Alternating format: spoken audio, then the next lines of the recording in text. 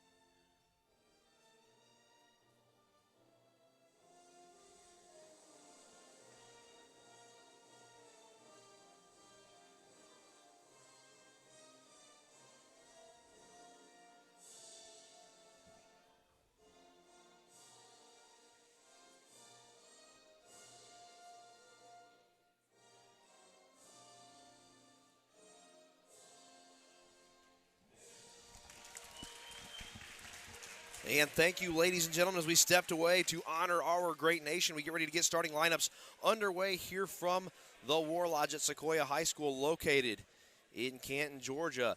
A beautiful scenic city that didn't used to be much. Will, I know you might not remember this, but back in the day, it was just the grocery store, the Publix right there at 140 in East Cherokee, and that was it. There was nothing else to Hickory Flat except the high school and the gas stations. So we get ready to get underway. The starting five for Sequoyah is going to be the usual suspects as Susanna Rogers, Aaron Jackson, Tapton Barber, Amy Singh, and Ellie Blatchford will come out of the gate.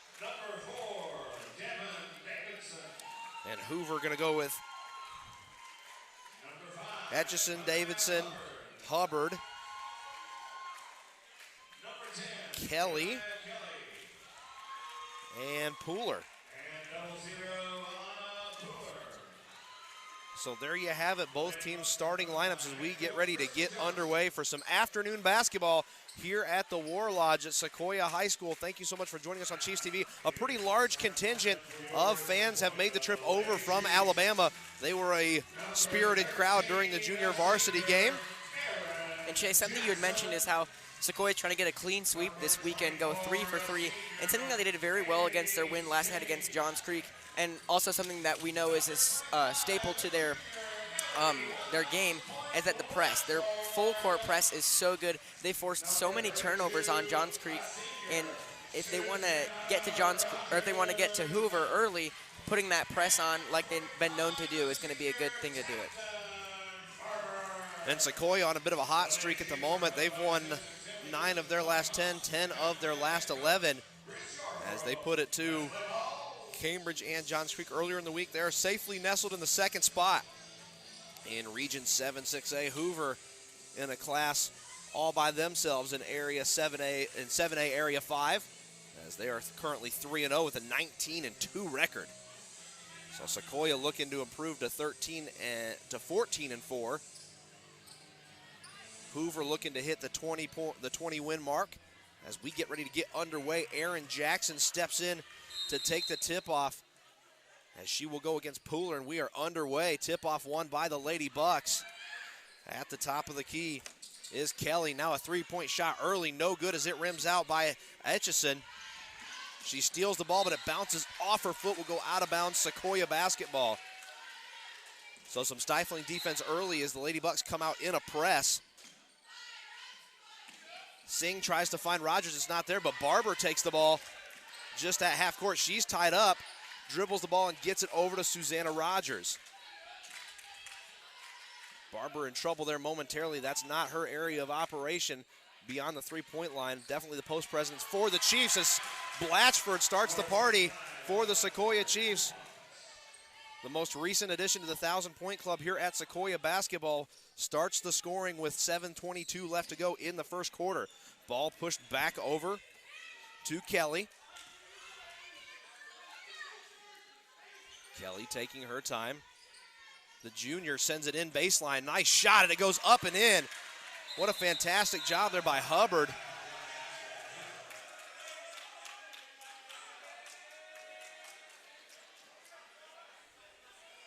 And a foul called? Was that Hubbard with the foul? Yeah. No, I think it was Hubbard. I think after she made the basket, she kind of threw it out of bounds. I don't know if that was on purpose, but. So Hubbard picks up the foul, but Sequoyah turns right around and gives it back with a 5-second inbound violation. Bucks ball under the basket. Now back up top for Davidson. She lets go a three-point shot. It rolls around, no good. Jackson swatted it out of bounds. No, Pooler got a hand on it. And Sequoyah takes over, a minute gone in the first quarter. Inbound pass to Blatchford. She'll be trapped along the near side. She moves it ahead to Singh. Singh's pass goes off one of the Lady Bucks, and another turnover for Sequoyah. Here comes Davidson. Davidson gets her pocket picked by Blatchford. She's in a track meet to the basket. Pulls up, lays it up, no good. And fouled on the rebound attempt, but it is a floor foul, so Blatchford mixing it up early down in the paint for the Lady Chiefs. 6:41 left to go in the first. Still 2-2 your score here from Sequoyah High School, where your Lady Chiefs are taking on the Lady Bucks of Hoover, Alabama. Inbound pass to Singh. Singh moves in the paint. It's not there. Jackson gets a good look at a three-point shot, but it is very short. And the ball will stay Sequoyah basketball. And Chase, that last sequence to give the Chiefs the possession with Blatchford getting the turnover and then trying for the layup, that's a sequence we saw a lot against Johns Creek, and that's a byproduct of the Sequoyah press. Pass inbounded to Singh. Works it back up top to Blatchford.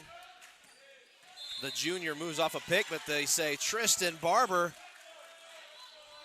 Correction, Tafton Barber with a moving pick. We saw Tristan in the JV game earlier, her younger sister. So Tafton picks up her first foul of the afternoon. Still 2-2. We're 2 minutes gone in the first quarter as Sequoyah and Hoover locked in a defensive struggle in the early moments of the game. Blatchford was stifling defense on Davidson, but she's able to get it over to Kelly as Kelly sends it back up top to Etchison.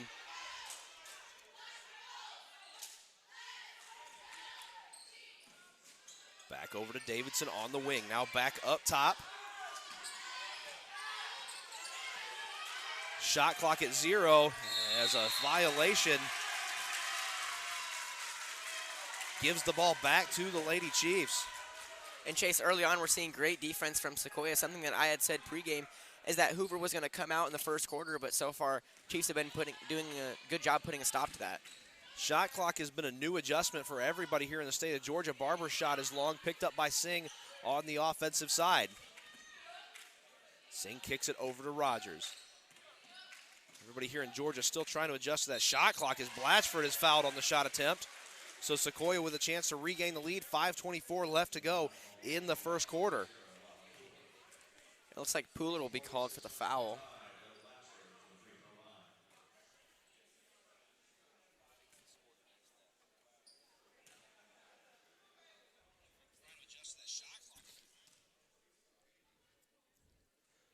Blatchford good from 15 feet straight away on the first.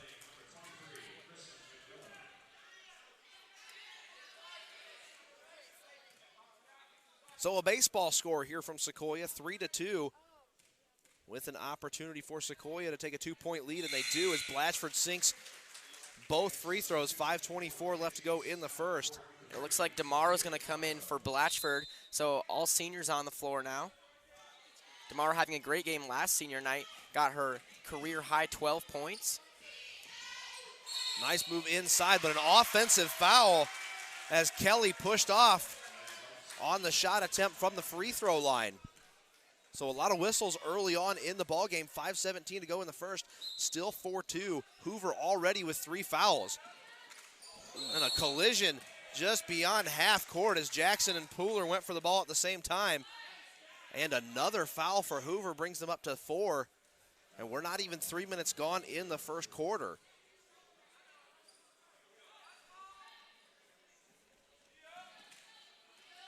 Inbound pass to DeMaro. Saw her get a career-high 12 points last night on senior night. The shifty senior getting a chance here, but Jackson walks with the basketball and gives the ball back to Hoover with 5:06 to go in the first. So turnovers being a problem for both teams. Neither team able to really get a drive going before the refs blow the whistle, and it's blown dead. Nice steal by Susanna Rogers as she was able to pick Kelly's pocket, but she has it. She has the favor return, driving to the basket, laying it up and in. No, it rolls off the backboard. So going to the charity stripe will be Anaya Hubbard, the Florida Atlantic commit.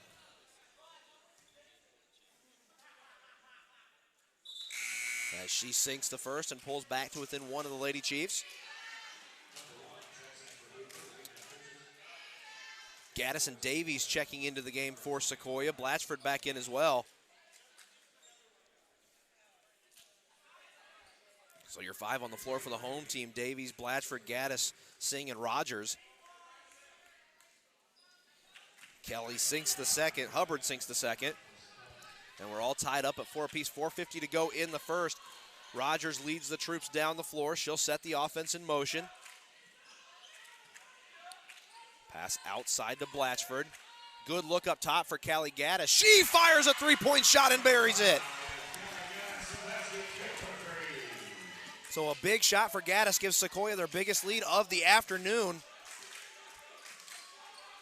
Back out to the top of the key for Hoover. Now driving inside, laying it off the backboard. No good is Hubbard. Rebound taken by Pooler. Tried to get it back to Hubbard, but not there.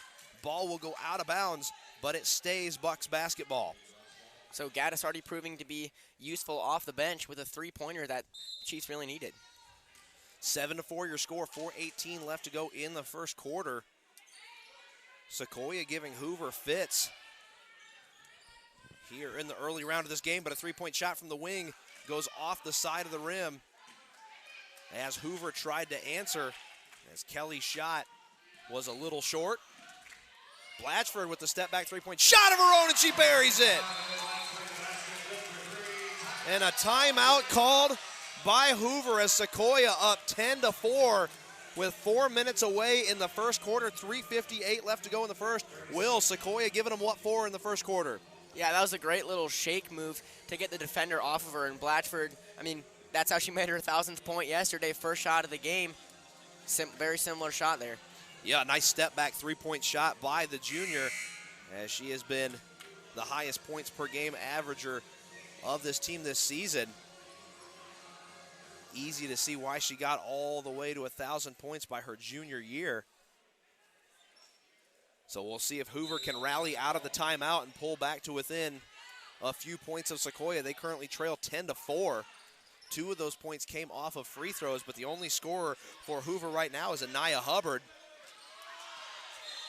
And 10 seconds on the wrong side of the floor for Hoover, and Sequoyah gets the ball back. And Sequoyah is in the catbird seat at the moment, Will. Yeah, Hoover's playing pretty sloppy basketball right now. And Sequoyah's playing not the best either.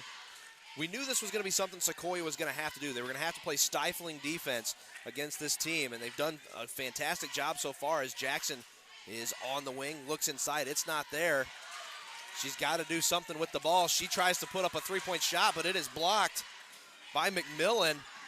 And here come the Bucks as Blatchford is all over Kelly. Hubbard gets it back now down into the corner. Hubbard gets it back, now gives it up to Coaches. Inside look, ball is up, no good. Rebound floating around, picked up by Gaddis. As McMillan tried to put it in the basket, it was no good. Blatchford watching the offense get into place. Airmails the pass, but Gaddis is able to corral it.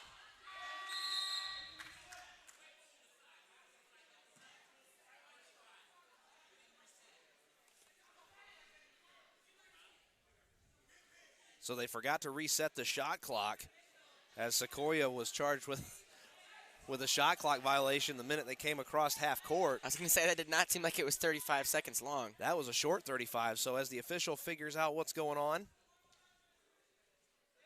we want to thank everyone for joining us here on Chiefs TV, as there is a pretty good number of you watching at home. We appreciate the support and hope you're enjoying this broadcast. A nice inbound pass to Davies, who kicks it back out to Jackson. A long two-point shot for Jackson is buried. So Sequoyah up by 8, 12-4 with 2:40 to go in the first quarter. And after coming out for 4 early points, Hoover's been held scoreless by the Chiefs almost this entire first quarter. A good look at a three-point shot. No good as it teases out for Etchison. Pushed ahead to Jackson. She's in a foot race to the basket. Lays it up and in. And Sequoyah is up by double digits on Hoover. 2:20 to go in the first quarter. 14-4 your score. Hoover going to have to come up with something offensively. Trap at half court is broken. Hubbard has the ball, moves it over to the wing. Ball poked away, but recovered by Hoover down in the corner. Now back up top, ball sent over to Kelly. Kelly steps back. Over by the logo, sends it over to Etchison. Now down inside for Hubbard, up and in, and a great shot by Kristen McMillan. So the junior forward breaks the drought for Hoover. It is 14-6 with 1:42 left to go in the first quarter. Jackson to Davies in the corner. She takes a look at a three-point shot, a little long. Gaddis on the rebound, now back over to Rogers. Rogers with a nice drive to the lane, kicks it out to Davies. Davies with an inside drive, lays it off the backboard and in. And Sequoyah back out to a 10-point lead. 1:25 to go in the first quarter. 16-6 your score, but a shot from the free throw line goes off the front of the rim. Kelly picks up her own rebound. McMillan again going to try and put it in, and she does. And a timeout taken by Coach Yarbrough. 16-8 your score with 1:14 left to go in the first. Will, we did not see this coming. No, yeah, and Hoover was forced to go down low because, I mean, they've already missed three-point shots, so that's not working for them. So the fact that they were able to adjust and adapt that quickly, I mean, it's already proving to be working out. And Sequoyah playing stifling defense here in the first quarter. I mean, the trap is working. Sequoyah's gotten a few turnovers, but they're doing a fantastic job of forcing not low percentage shots by Hoover, and Hoover's not being able to find the bottom of the basket, and Sequoyah's taking advantage with some hot perimeter shooting. Yeah, and that's what we said that one of the keys to the game was going to be the Lady Chiefs press that they've done so well, and it's worked out really well for them already. So of the 8 points for Hoover, Hubbard has 4 and McMillan has the other 4. Sequoyah spread pretty evenly. Blatchford with 7. And a nice defensive press there by Hoover. And a floor foul coming up against the Chiefs as DeMauro picks up her first. And Chase, something I've noticed with the Hoover offense is they're very, very physical, especially when it gets down in the paint. So if the Chiefs are going to play such good defense like they are, it might draw a little more fouls because of the aggressiveness on both sides. Nice baseline pass for McMillan, but it's stolen by Rogers. And a blocking foul called on Gorley as she got completely cleaned out under the basket.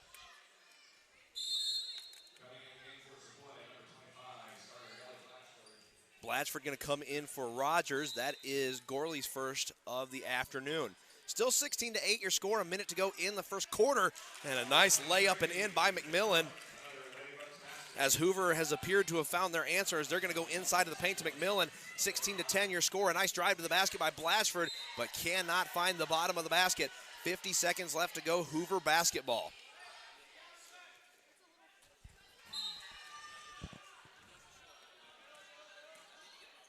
Inbound pass to Kelly. Now over to Davidson, who gives it right back. A good inside look to Hubbard as she drives in and kisses it off the backboard, and Hoover has found their rhythm. Sequoyah going to try and track meet up and down the court, but it's poked away. And a race back to the basket. No good on the put-up attempt, and the and one is good for Hoover as Renaya Kelly on the second effort puts the ball in the hoop. She'll get a three-point opportunity as she goes to the charity stripe. 16-14 your score. 27.3 seconds left. Hoover's coming back. Yeah, that was excellent court vision by Renaya Kelly. As soon as the Lady Chiefs player even started to motion, I mean, Kelly, I saw her. She saw it as soon as possible, and then, I mean, it worked out for her, obviously. And the and one attempt is good. So a one-point game here from the War Lodge as we finish out what has been an exciting first quarter. Rogers is shadowed by Davidson as she crosses half court. Some great defense being played by Hoover. Pooler comes up with the basketball for the Lady Bucks. 10 seconds left, poked away by Blatchford, chases it out of bounds.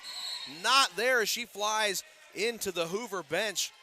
Outstanding individual effort there by Blatchford, but it is for naught, as the ball will go right back to the Lady Bucks with 6 seconds left to go in the first quarter. Sequoyah nursing a one-point lead as Hoover has shown up here in the final moments of the first quarter. Got to get a shot off. There's a three-point shot by McMillan. It's good! So at the end of the first quarter, Hoover sneaks back into the lead 18-16. And Chase, at the end of the first quarter there, the tables turned a little bit. I mean, Hoover was in foul trouble early in the first quarter. They had 4 fouls very quickly, but they got into the bonus. So Sequoyah gave them the bonus, and then they also got the lead with that last three-point shot. After 2 minutes going away, it was only 2-2. It took a while for both teams to find their footing, but Hoover's definitely coming alive now. Yeah, Sequoyah did a great job coming out of the gate hot in the first quarter. Hoover seemed like they had to get their feet under them a little bit. They have. They're back up by 2 with an excellent shot by McMillan, the junior forward there to close out the first quarter. They're back in the driver's seat, 18-16, and showing why they're one of the top teams in the country. Yeah, in a game of quarters, that looked like it was going to be Sequoyah's quarter for so long. But what we had predicted pregame was that it was going to be Hoover, so now Sequoyah needs to step up, show that they can get back in it. So Hoover with a nice 12-0 run to finish out the first quarter. As we see what Coach Yarborough has drawn up for the Lady Chiefs. High score for the Chiefs right now is exactly who you would expect it to be. It's Ellie Blatchford, the junior forward.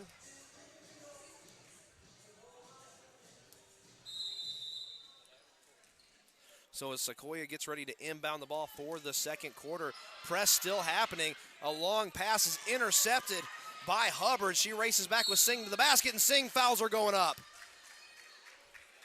So Hubbard will go back to the free throw line. She'll shoot 2. And Chase, just like Kelly on that last turnover, that was great, great court vision by Hubbard there. And the first shot is good by Hubbard. Blatchford had a really hard time getting the ball in, almost picked up a 5-second violation. Second free throw is good, and Hoover up by 4, 20-16, with only 4 seconds gone in the first quarter. Inbound pass finds its way to Jackson. Jackson dishes it over to Singh. Singh, nice inside look to Barber, who is fouled going to the hoop. She'll shoot 2. So Taft and Barber with a chance to cut this Bucks lead in half as she goes to the free throw line for the first time this afternoon.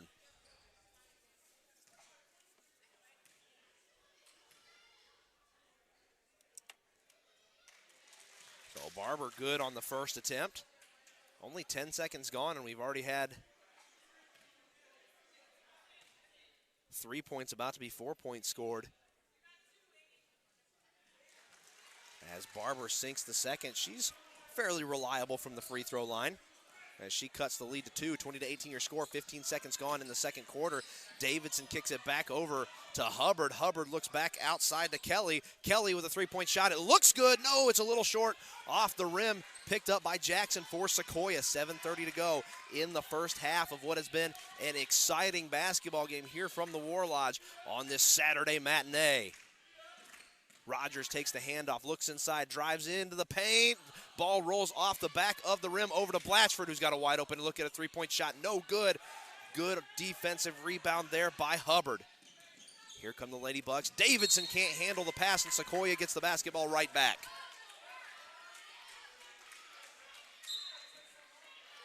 And Chase, what we saw in Hoover's last offensive drive is Hubbard kind of drawing the fire with her handles and then leaving a wide open Kelly to take that 3. Jackson taking her time at the top of the key. Rolls off a screen as Barber cuts to the basket. It's not there. Singh gives it right back to Jackson. Blatchford looks inside. It's not there. She has to come back to the top. Good look from the corner for Singh, and it drops in. So Sequoyah back out in front, 21-20. 6:35 left to go in the first half as we are locked in a battle here at the War Lodge. Yeah, Singh left all alone in that corner, and that's not a shot she's going to miss many times. Corner look for Davidson. Nice head fake. Drives in the basket and lays it up and in off the backboard. 22-21. Hoover back out in front. 6:15 to go in the first half. Devin Davidson with her first points of the quarter. Nice little flashy layup there. Rogers taking her time, finds Barber at the high post. Blatchford with a good look at a 3-point shot. It's a little long as it slams off the back of the rim. And a foot race to the basket. Jackson gets there in time, but the shot from the low post goes off the front of the rim. Second attempt, no good either, and Sequoyah comes up with it. So the Chiefs able to mitigate the damage as Rogers tries to go baseline. It's not there. Kicks it back out to Blatchford, who's at the free throw line. And an offensive foul on Blatchford will end that offensive possession for the Chiefs.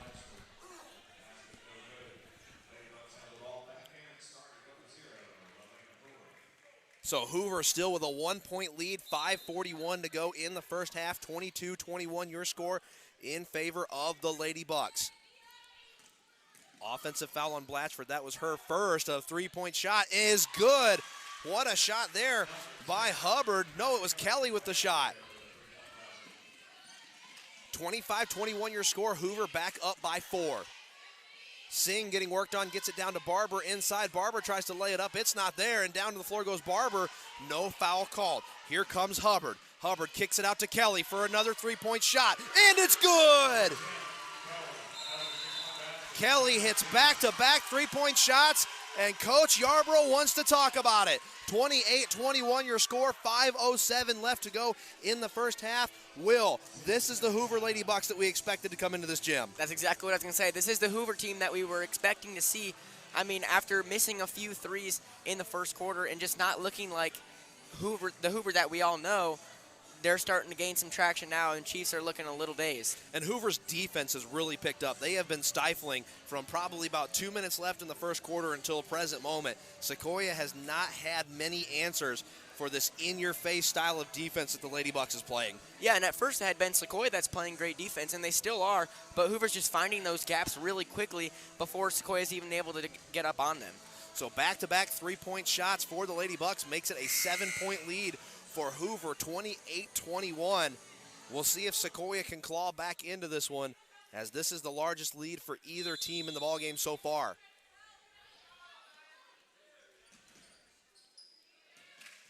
Jackson gets it over to Rogers.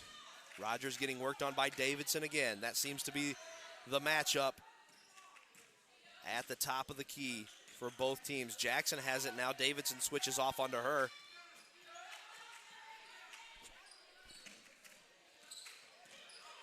Jackson pulls up from the free throw line, and it's way right. Blatchford gets the offensive rebound for Sequoyah. No answers as Blatchford's pass is taken away by Hubbard. Hubbard going to go coast to coast, lays it up and in.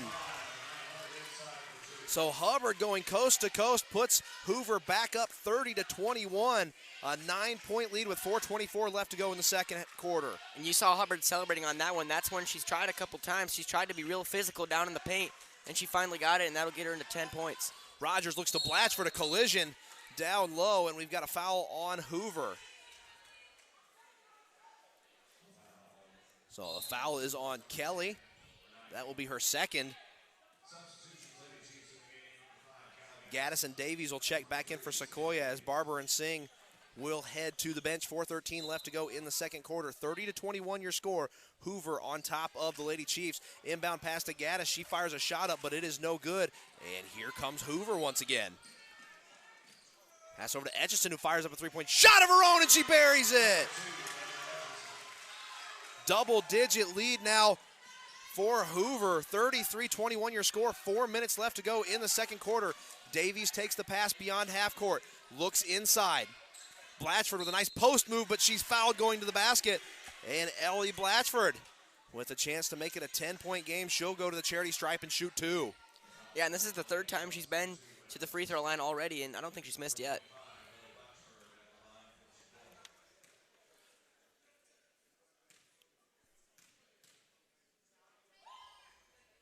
So Blatchford sinks the first. 33-22 your score.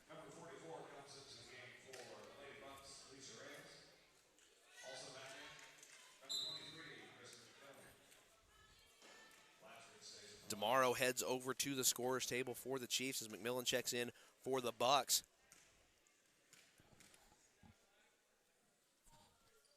Blatchford sinks the second as well, so still perfect from the free throw line. 3:48 left to go in the first half. 33-23 your score. Hoover on top by 10.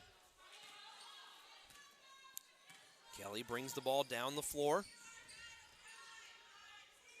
Good inside look to McMillan as she knocks over Davies. No good on the basket. And the ball sails out of bounds. As Etchison tried to save it, she sailed into the Chiefs bench. As Davies got cleaned out. Underneath the basket, here comes Rogers, a good pass over to Jackson. Jackson with a nice head fake, a three-point shot is buried! What an excellent head fake and finish by Erin Jackson, who is still in her own quest for the 1,000-point club. She pulls Sequoyah back to within single digits, 33-26 your score, 3:10 left to go in the first half. Kelly has the ball on the wing, gives it back up to Hubbard at the top.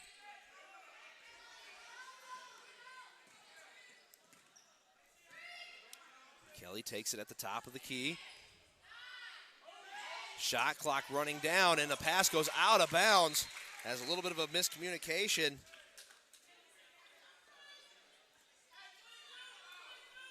As Kelly thought Reyes was a little closer to the sideline, and another turnover for Sequoyah. And a nice inside move on the layup by Renaya Kelly. Pushes it back out to a 9-point game. Jackson with a long two as she knocks it down just from inside 3-point range. 35-28 your score, 2:30 left to go in the first half. Those last two shots have got to feel good for Jackson. She's missed a couple of threes, but those 5 points got to feel good. Reyes fouled going to the basket, so as we get a moment to breathe here, Will, 2:25 left to go in the first half, 35-28 your score. Will, this has been a great back-and-forth game. Yeah, and we saw a couple of errant passes over by the Hoover, Alabama side. So we just want to, or they want to make sure they're not getting too excited and then just trying to find plays that aren't quite there yet. So Reyes no good on the first free throw. Jackson with 9 points. That will help her quest to 1,000 if she can keep piling on to that today.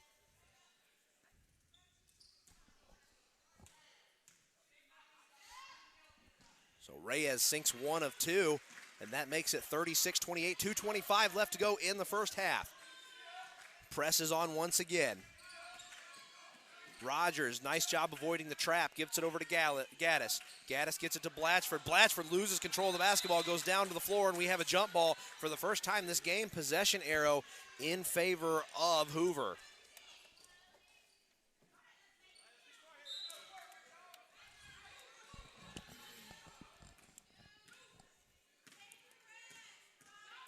Kelly taking her time getting the ball down the floor. No pressure from the Chiefs. Gets it back over on the wing. Good look inside for Hubbard. Hubbard to the basket, and she nails it. Count it, and she will go to the free throw line. And that's not the first time we've seen Hubbard drive to the basket like that. Chiefs simply don't have an answer. Her moves are just too much. So back out to a 10-point lead, looking to make it 11 is Hubbard.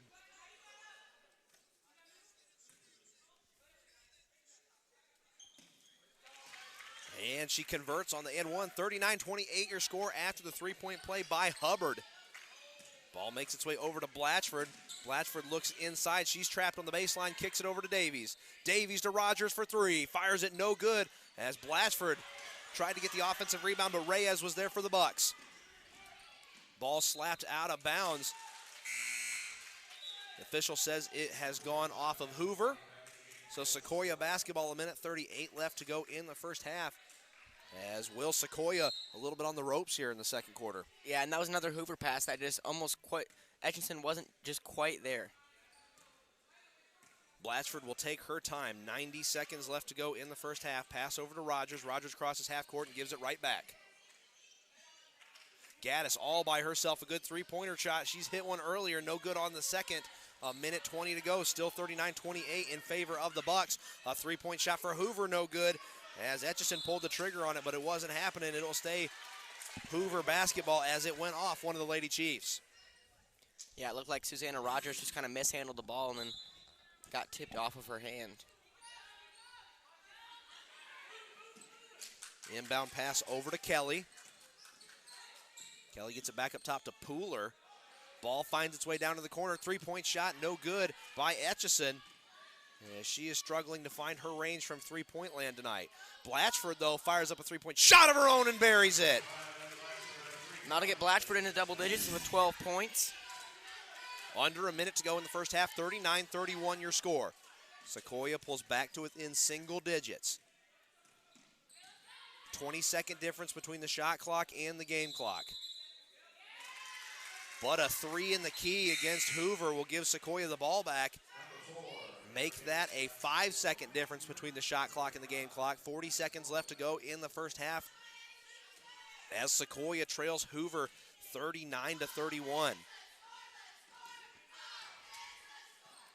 Be very meaningful if Sequoyah could pull even closer to close out the first half. Rogers takes it at the top.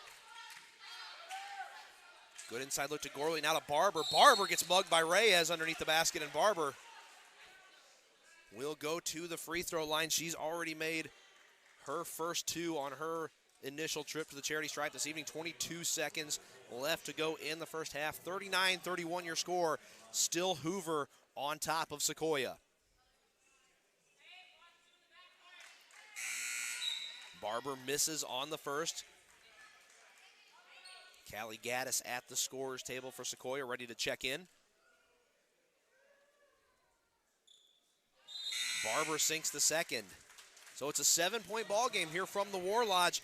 39-32 your score. 22 seconds left to go in the first half. High score for the Chiefs is Blatchford. High scorer on the floor right now for Hoover is Hubbard. Kelly brings the ball over the logo.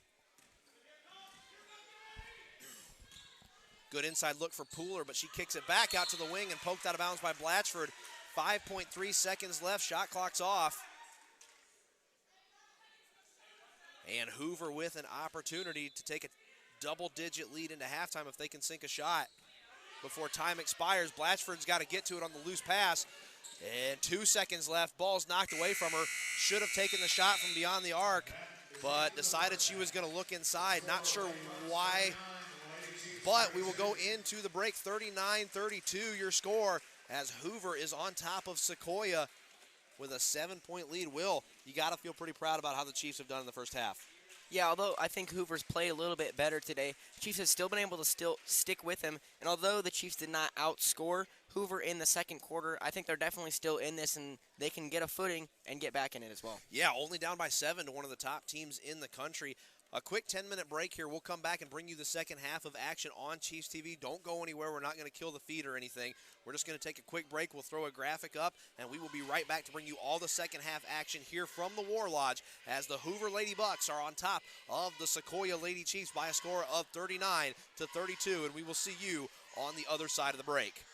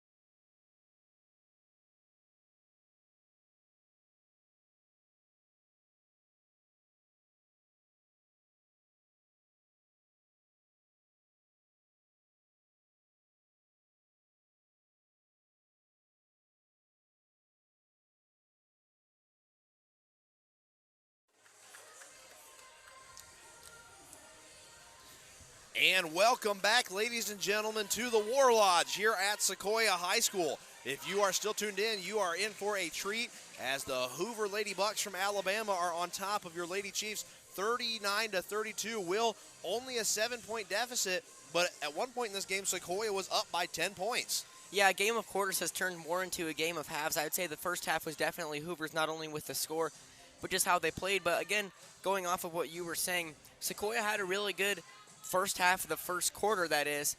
They were playing great defense. Hoover was not looking like themselves. So if the Chiefs can dial that back in, they can definitely get the lead here.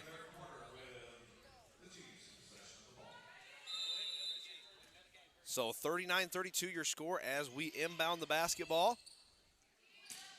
Stolen by Hubbard. She picks up right where she left off in the first half, lays it up and in, and it's a 9-point lead for Hoover coming right out of the gate. 10 seconds gone in the third quarter.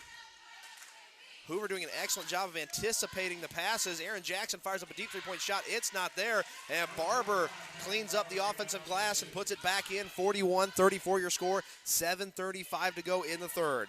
And that's exactly what Barber's good at, cleaning up the junk when people miss shots. She's there to just put it right in.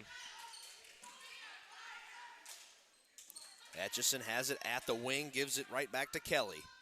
Kelly fires up a three-point shot of her own and buries it. 44-34 your score as Hoover has come out with their hair on fire. A little bit of a defensive lapse there. Gives Blatchford a good look at a three, but doesn't get nearly enough on it as it sails out of bounds. So ball goes back to Hoover. A minute gone in the third quarter. 44-34 your score.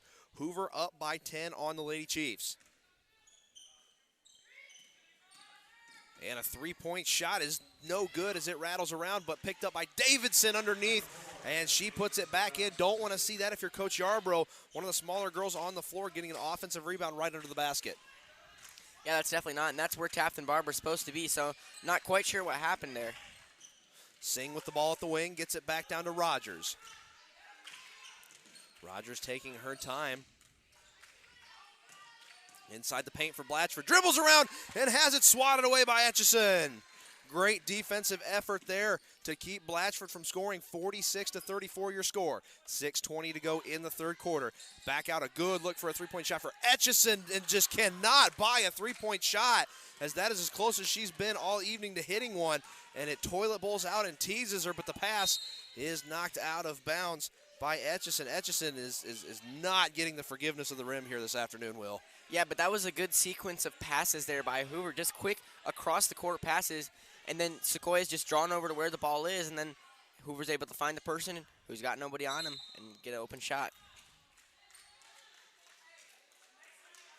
So after the officials confer, they change the call, and it appears...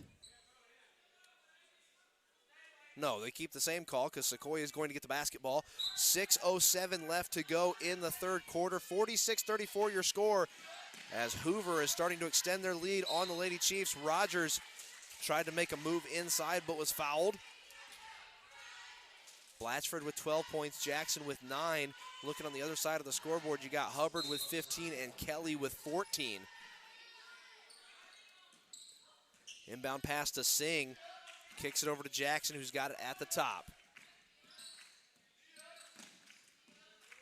Oh, Jackson picks up her dribble, and she's in trouble. Gets it inside to Blatchford. Nice turnaround move for Blatchford, and a good job using the backboard. And she buries it home. 46-36 your score. Sequoyah makes it a 10-point game. 5:42 left to go in the third.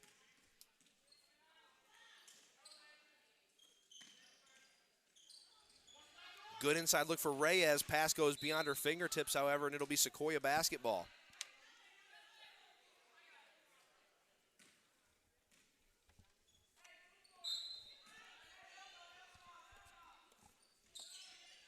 That press that has been causing problems for Sequoyah, and a nice job there by Hubbard as she knocks it away from Blatchford.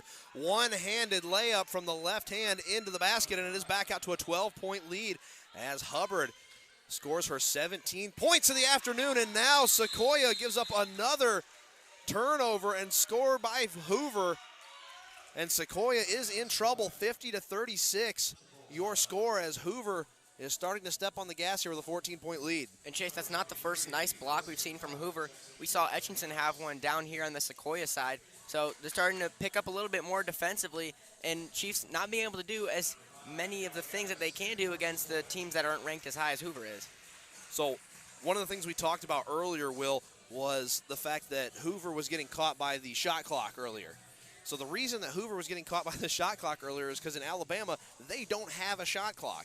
So this is our first year here in Georgia implementing it. Alabama still does not play shot clock basketball, and that little tidbit was provided to us by a listener whose Twitter handle is @BucksAreTheBest. So we appreciate that little snippet of information. We don't know much about Alabama basketball, so any information you guys can provide would be really helpful. Yeah, and I think that's the reason that they weren't as explosive as they usually are in the first quarter. It took a little bit to kind of get their feel for the game, because usually they're just used to having as much time as they need to work around, but with only 35 seconds, they were getting caught off guard. So 50-36 your score. Hoover all over the Lady Chiefs, as Sequoyah has only scored 4 points coming out of the locker room. Blatchford drives to the basket. A blocking foul called on Davidson.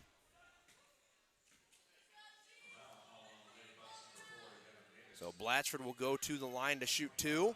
This will be her 4th time at the charity stripe.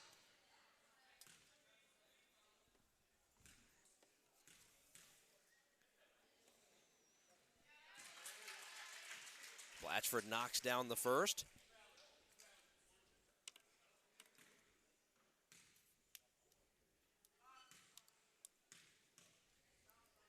Blatchford lines up the second, lets it go, and buries it at the bottom of the net. 50-38 your score, as Hubbard fires up a three-point shot and nails it down. Hubbard is a machine, as that is her 20th points of the afternoon. 53-38 your score. Ball moved ahead, picked up by Gaddis. Blatchford holds up, and Rogers has it swatted away by Hubbard. And a nice move up the head to Kelly. Kelly lays it up and in for an easy 2 points, and Hoover is not messing around. And Chase, that's the 3rd nice block we've seen from Hoover, and I think the Lady Chiefs need to pay attention of who's behind them. I don't think they're looking around saying, oh, there's only 4 players in front of me, that means there's someone else. Rogers' shot no good. 4:30 left to go in the third quarter. 55-38 your score, as it is all Hoover here in the third quarter, even though they missed that shot. Rebound taken by Jackson. Jackson going coast to coast, lays it up and no good. As she had too much mustard on it, she'll take it from beyond the arc, lines up a 3-point shot, and it's a little to the left. Gaddis gets the offensive rebound, kicks it out to Blatchford at the corner, who dials up a 3-point shot. 55-41, a nice three-pointer there by Blatchford, puts her at 19 points. 4 minutes left to go in the third quarter. And that'll put Blatchford at 3 for 4 on 3-pointers for tonight. Davidson taking her time beyond the wing, gets it over to McMillan. McMillan down over to Kelly. Kelly to Hubbard. Now back up to Etchison. Over to Davidson, who gets a free look at a 3-point shot, no good. Resetting shot clock, no good on the putback attempt by McMillan. And down to the floor in a jump ball with the possession arrow in favor of the Bucks.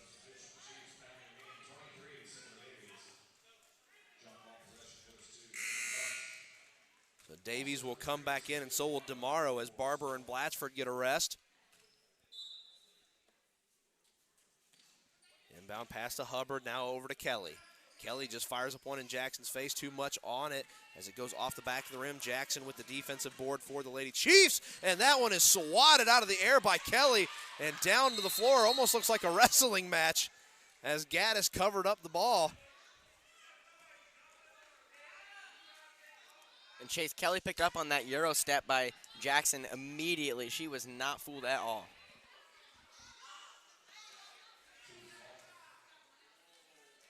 So Sequoyah basketball.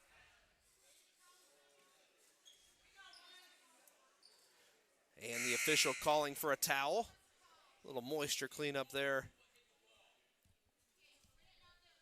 Down underneath the basket. 55-41 your score. 3:16 left to go in the third quarter. And what up until the third quarter, Will, had been a pretty good game. It seems like Hoover just came out of the locker room and put their foot on the gas and showed everybody why they're one of the best teams in the nation.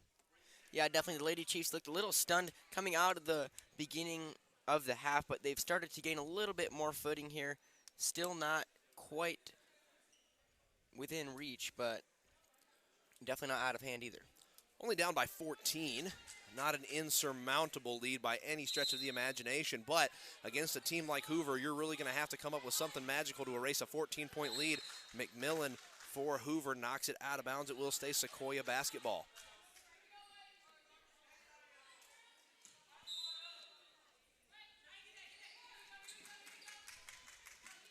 Inbound pass to Gaddis. Gaddis kicks it out to Rogers. Rogers takes a shot from the free throw line and buries it. And Sequoyah clawing back into it inch by inch, 55-43. Only a 12-point deficit now, but a good look at a three-point shot for Etchison. Can she finally bury it? And she has been looking for that shot all afternoon. Etchison finally hits the three-point shot after some unforgiving bounces from the rim. 58-43 your score, and that is not what Sequoyah wanted. Oh, what a block by Hubbard. As that one had some steam on it. Somebody go check on our gymnasium wall. I think there's a chunk missing as Hubbard slapped that ball all the way back to Alabama.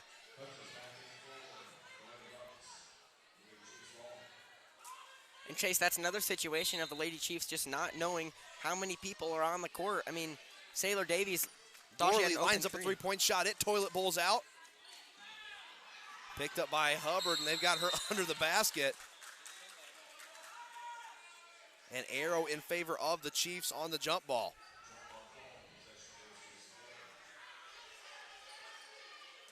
So a 15-point deficit for your Lady Chiefs, 2:40 to go in the third quarter, as Hoover really has been putting on an athletic display here against Sequoyah. But it has not been for a lack of trying from these Lady Chiefs. Inside look, now a good pass, and Gorley drives to the basket, can't convert on the layup, and Davies knocks it out of bounds for the Chiefs. If Sequoyah wants to get back into this, they're going to have to make those easy layups. They cannot keep missing these layups right underneath the basket. Yeah, that's definitely something they can't afford. And, I mean, just in general, they're going to have to start making points. If Hoover's giving them easy points, they have to convert on them. A good look at a three-point shot for Kelly, who buries it. And now the lead is just stretching out for Hoover. A nice move, and Gorley doesn't even take a shot at it. Tried to pass it over to Davies, who wasn't there, and Hoover will get the ball back. You saw Gorley kind of trying to make up for what the layup she had just missed. Similar move there. I think Davies was expecting her to take that shot, wasn't prepared for the pass, and sailed out of bounds. So 61-43 your score, with Hoover looking to go up by 20. At one point in this game, they trailed by 10. That ball poked away by Davies.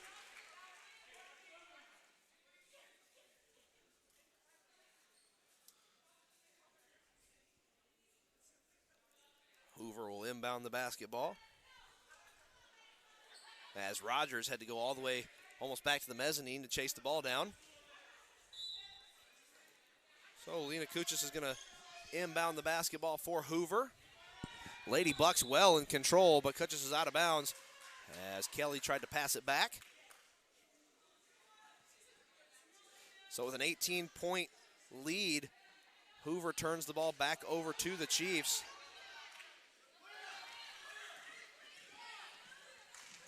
Rogers goes one-on-one with Pooler. Some contact as she goes over half court, and Pooler will pick up the foul for the Bucks.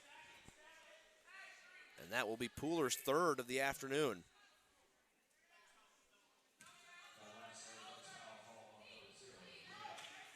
Rogers to Blatchford on the inbound pass.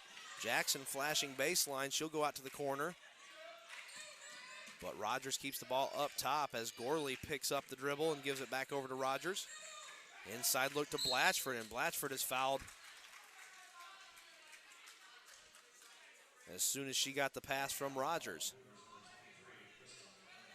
So 61-43, still your score in favor of the Lady Bucks. A minute 25 left to go in the third quarter. A good three-point look there for Sequoyah, but no good. Too long by Addison Gorley. And here comes Hubbard. She kicks it over to Kelly. A good look at a three-point shot, and she buries it. Miscommunication there from Davies and Gorley. They were both under the basket, and that left Kelly wide open to take the corner three. Everybody's worried about Hubbard. They forgot all about Kelly. 24 points for Kelly, as she is the leading scorer at the moment for the Lady Bucks, but under a minute to go in the third quarter, 64-43, as Hoover has now taken the place that we were pretty confident they would take at the beginning of the game. Jackson gets a look inside, can't hold on to the pass, and a 21-point lead for the Bucks could grow even more. There's a 10-second difference between the shot clock and the game clock. Hubbard looks inside and knocks over Gorley, and an offensive foul on Hubbard will be her first of the afternoon. Shot clock is dead as Sequoyah gets the ball back with 32 seconds left to go in the quarter. So Sequoyah in the bonus.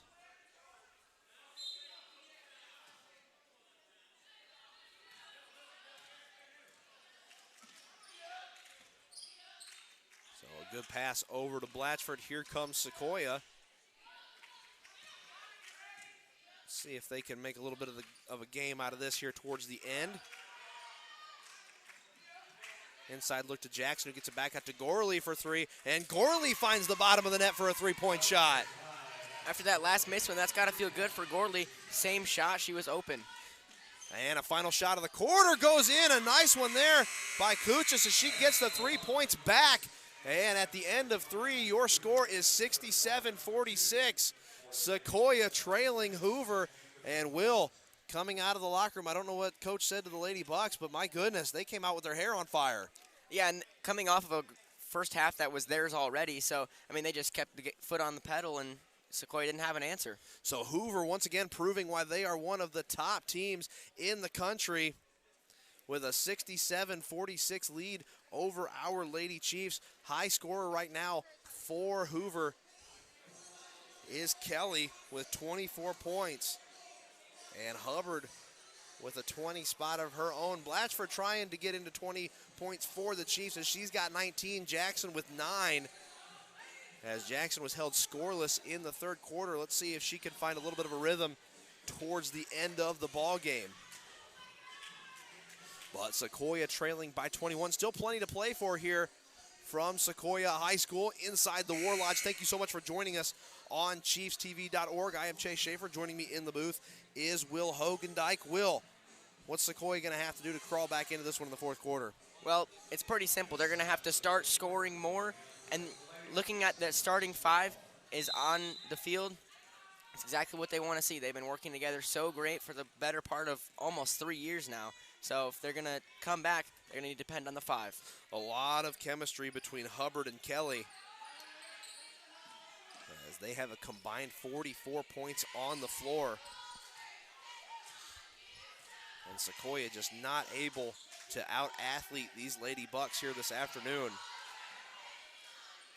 Sequoyah was up 16-6 in the first quarter, but since then, it has been all Lady Bucks, and Kelly fires up a three-point shot. It's short, goes off the front of the rim.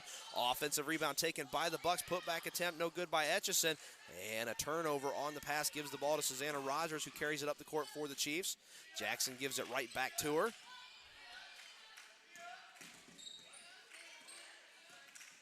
Rogers looks inside and fouled going to the basket, so Rogers will take a trip to the free throw line. 7:10 left to go in the ballgame. 67-46 your score in favor of the Lady Bucks. And this will be Rogers' first trip to the free throw line. We've seen Blatchford and Barber mainly both making most all their shots. And Rogers buries the first one. It's a 20-point ball game. 67-47 your score.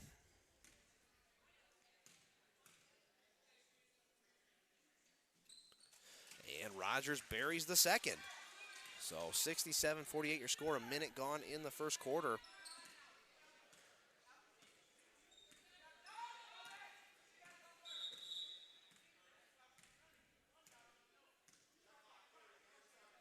And a whistle real quick as we have a clock discrepancy going on.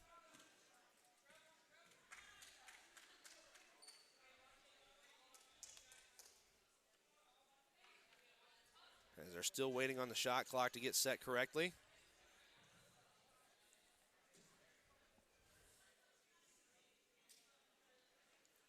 So 30 seconds on the shot clock. 6:59 left to go in the fourth quarter. 67-48 your score here from the War Lodge, as it is all Hoover at this point. Cutchess over to McMillan.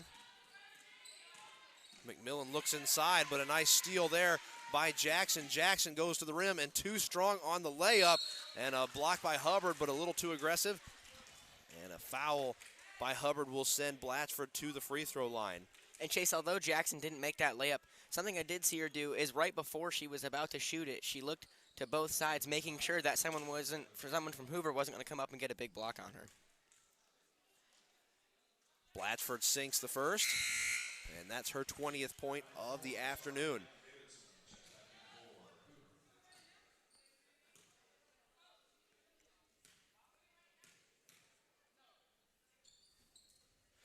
And the second free throw is good as well. I don't think Blatchford's missed from the free throw line this afternoon. 67-50 your score, 6:35 left to go in the fourth. I was just going to say, Blatchford remains perfect from the charity stripe. And laid up and in by Kelly, as Hoover continues to pour it on. 69-50 your score. Still 6:20 left to go in the ball game.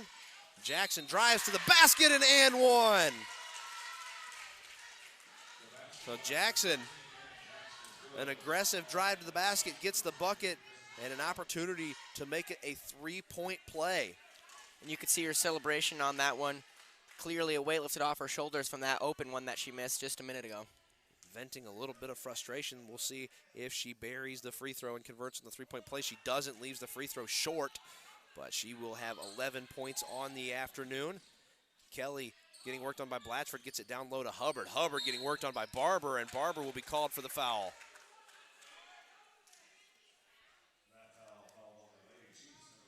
So Hubbard will go to the line to shoot two.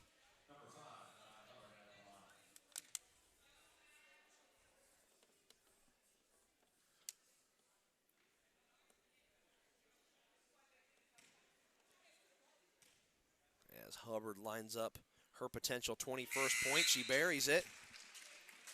26 points for Kelly. She has hit some big three-point shots for this Lady Bucks team. Yeah, and the best news for her, for Hoover, is that she's only a junior, so she's got all of next year to look forward to. Obviously, Kelly and Hubbard have been the dynamic duo, combining for 47 points of Hoover's 70. And the offensive rebound by Pooler is put back up and in. And Hoover back up by 20, 72-52 your score. Still 6 minutes left to go in the ballgame. Gaddis picks up her dribble. She's in trouble, but hands it off to Blatchford. Blatchford, a long two-point shot as she stood just inside the line, but she buries the shot. And 72-54 your score. And Etchison thinks about a three-point shot, but sends it back out to Kelly beyond the arc. Now over to Davidson, back over to Hubbard, who's on the wing, looks inside to Pooler. Pooler puts it up, too much on the shot, gets her own rebound, lays it up again, no good. Kicks it back out for Kelly, who head fakes a three-point shot, and we'll just back up and reset the offense as the shot clock goes back to 30.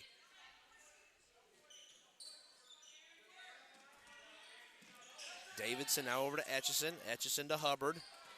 Hubbard with a nice inside move, lays it up and off the glass. She is so athletic when she drives to the basket, and she just has that reach and can get up there and lay that thing off the glass, and it looks almost professional the way she does it. Yeah, we've seen her do that time after time in this game alone. She's so physical and able to get down to the basket, and when she does get down to the basket, she doesn't miss often. Singh for a three-point shot, no good, but Gaddis getting in and doing some dirty work underneath the boards, gets the rebound. Jackson for three.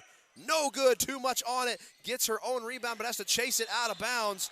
And the ball went off of Kelly, so it will be Sequoyah basketball. 74-54 your score. Bucks on top of the Lady Chiefs. Chiefs playing for pride at this point. 4 minutes and 39 seconds left to go in the ballgame.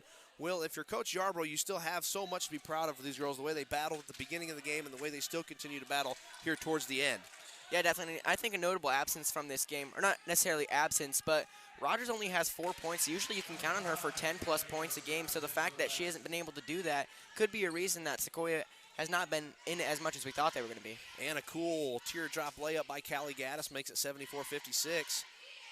An 18-point deficit for the Lady Chiefs, as both teams still have their starters in. Gaddis swats that one out of bounds, and it will stay Hoover basketball. Thank you for joining us, everyone, on Chiefs TV. Coming up after this, we will bring you the boys varsity game as well. That was scheduled to start at 2:30. I don't think we're going to make that start time. We will take a 15-minute break after this game, and we will bring you all the action live for the boys varsity matchup between Sequoyah and Hoover coming up after the girls game. But back to the matter at hand. Nice steal by Blatchford. Has to throw it back in bounds as she was going the wrong direction. Turns it back over to Hoover. 4 minutes left to go, 74-56 your score. Davidson over to Pooler. Now up top for Etchison, back over to Kelly. Pooler looks inside to Hubbard. Nice move over to Kelly. Kelly steps back, goes baseline, drives to the basket, no good, but fouled on the initial attempt as Gaddis picks up the foul. And that is Callie's second of the afternoon. So going to the free throw line will be Kelly.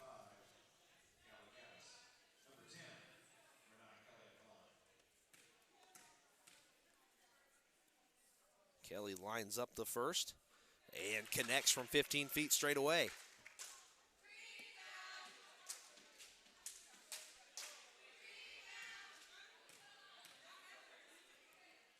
.343 left to go in the fourth. And Kelly makes it a 20-point ball game, 76-56 your score.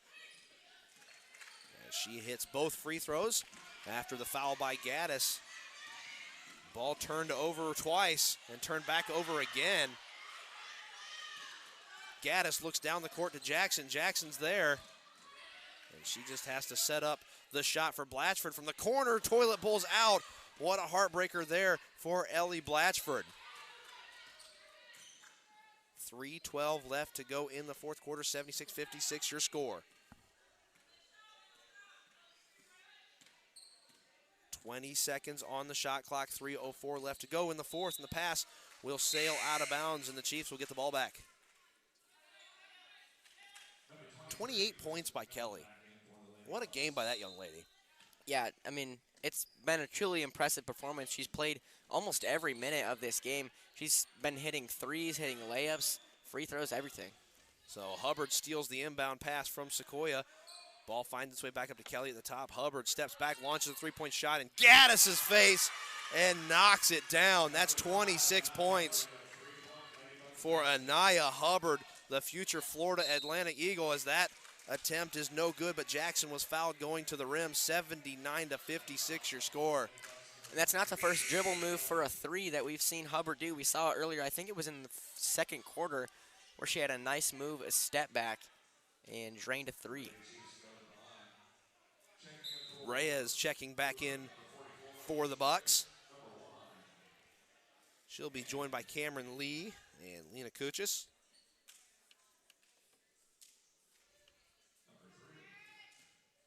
Every point for Erin Jackson is another point closer to the 1,000-point club. And she gets 1 point closer as she sinks that first free throw. That is 12 points on the afternoon.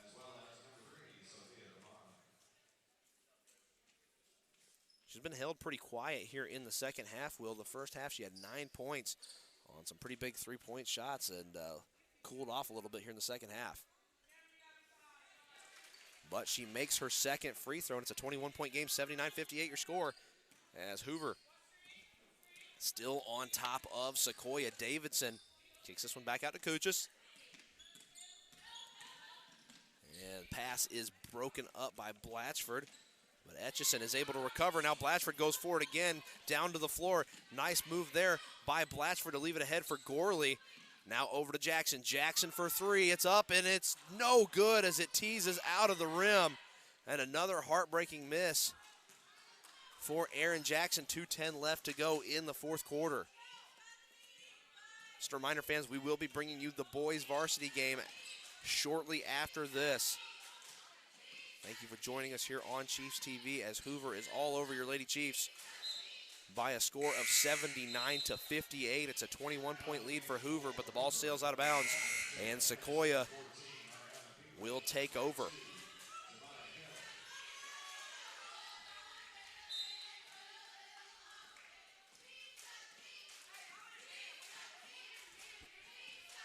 Sailor Davies with the ball on the inbound.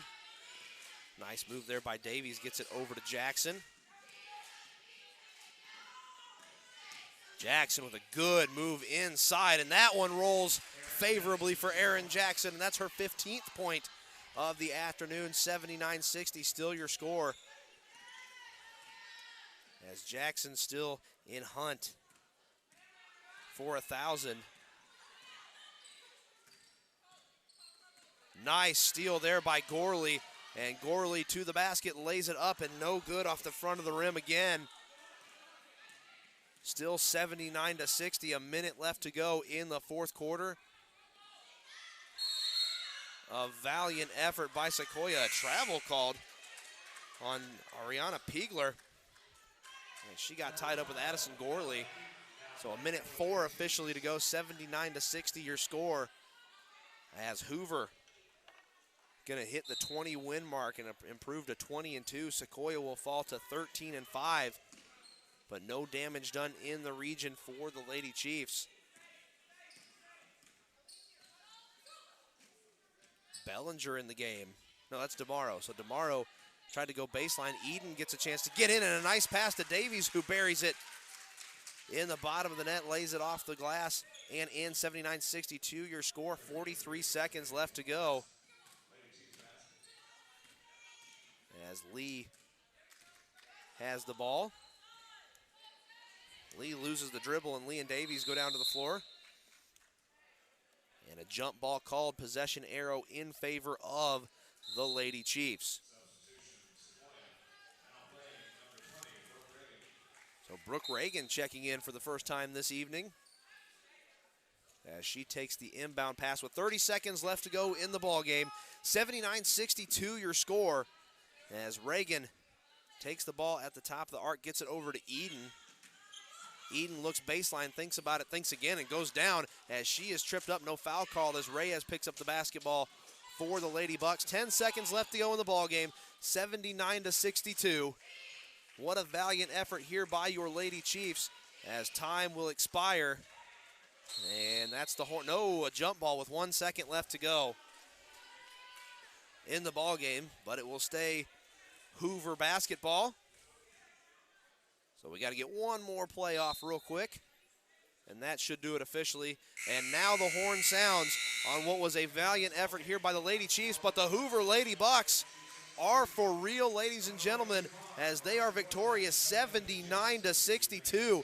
A great job by the Lady Bucks, particularly Kelly and Hubbard were very impressive this afternoon, Will. Yeah, they proved to be unstoppable, and Lady Chiefs could not find an answer. But I think the Lady Chiefs did perform very well in that fourth quarter. They actually did outscore Hoover 16-12. Although it didn't do much, they show that they're willing to fight even if they may be out of it. So a good, valiant effort by them. Yeah, a great job by your Lady Chiefs here. They were up by 10 points at one point. In the first quarter, they got up on Hoover 16-6, so it was a fantastic job and a good showing by our Lady Chiefs. I talked to Coach Yarborough before the game. He said one of the reasons they scheduled this game was it was going to be a good measuring stick for the team come state tournament times to see where they kind of stand with some of the best competition, not only just in the state, but in the country. So a good job here by the Lady Chiefs, but once again, your final score, 79-62. Lady Bucks will head back to Hoover victorious. We thank you so much for joining us here on Chiefs TV. Just a reminder, fans, if you are tuning in to catch your varsity boys basketball action as well, that will come after a short break. We're going to take a quick break here so we can get some water and rest up for a second, but Will and I will be right back on the other side of the break after your final score of 79-62, Hoover on top of the Lady Chiefs.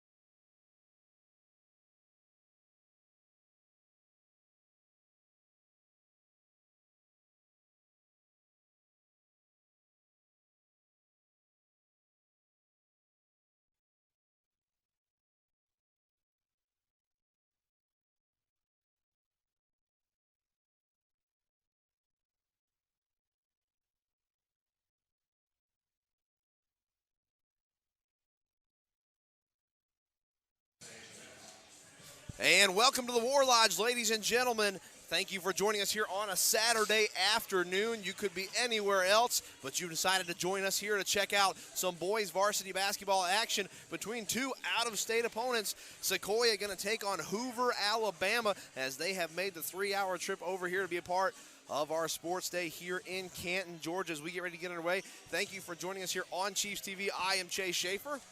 To my right is my counterpart, Will Hogendijk. Will is a junior here at Sequoyah High School. Will, what can we look forward to in this game? Well, it's going to be a matchup similar to the girls' game, and that's going to be a great game. Hoover not ranked, boys team not ranked #1 in the state, but they still are one of the top 10 teams in the state of Alabama. So Chiefs are going to have a tall task ahead of them, but just as the girls could handle it, so can the boys. It will be a formidable task for sure, but as the girls, the boys seem to be up for it as well. Looks like we're going to go with the usual suspects for Sequoyah on the starting five. Trainer Keener, Wally, Parker, and can't see the number on the last one, but I believe that's Fisher Mitchell. It is. That will be your starting five for Sequoyah. And it looks like your starting five for the Buccaneers is going to be Bryant. Like Bryant, Carrington, London, and Brown. And there's one more starter we're missing on there, but we'll give it to you as soon as they come out on the floor as the Chiefs go through their player introductions. Sequoyah coming into the ballgame having won 9 of their last 10, 10 of their last 11 as well.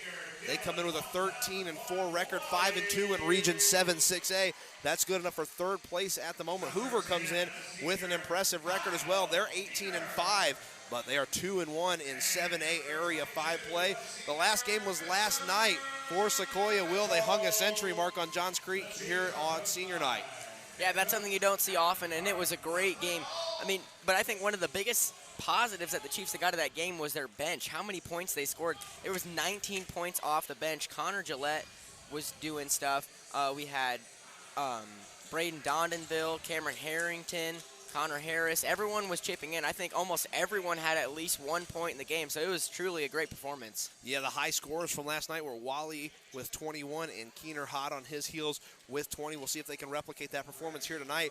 Both of our 1,000-point club members, the high scorers last night, as we get ready to get underway, as that fifth starter is Broden Grady for Hoover. He'll step in on Dylan Wally to take the tip-off. It is up, and the ball will sail all the way back to the opposite end of the court. Will be picked up by Jalen Carrington.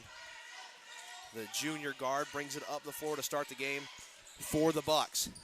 Good inside look to Brown. Now an outside look to Bryant. Bryant head fakes, drives inside, now back outside. Back at the top, Bryant takes it back at the wing. As the ball just keeps circling the globe, now down in the corner, goes back up top. A three-point shot is up and no good. As the first three-point shot of the night by Carrington does not find its mark. Here comes Sequoyah as Keener fires up his first three-point shot of the night as well, and it's no good. As the rebound taken by Brown and pushed back up the floor by the Bucks. Inside baseline move tied up.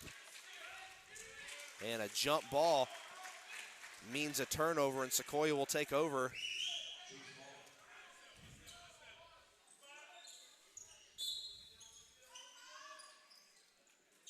Ball inbounded to Wally, 7:05 to go. Wally pulls up a three-point shot of his own, no good. So Sequoyah, their first 2 trips down the floor, has not set up any kind of offense. It's just been the first man to get to the three-point line, fires up a shot. Yeah, that's right, and I think good thing that we saw from Hoover's first possession. We just saw them, as you said, firing the ball around the globe, and they just kept doing that. And you got to wonder if that's going to be a pattern. Just keep firing it around until you find an open shot. So here come the Bucks. Good inside look, shot from the free throw line, and a very soft foul called on Kyle Keener.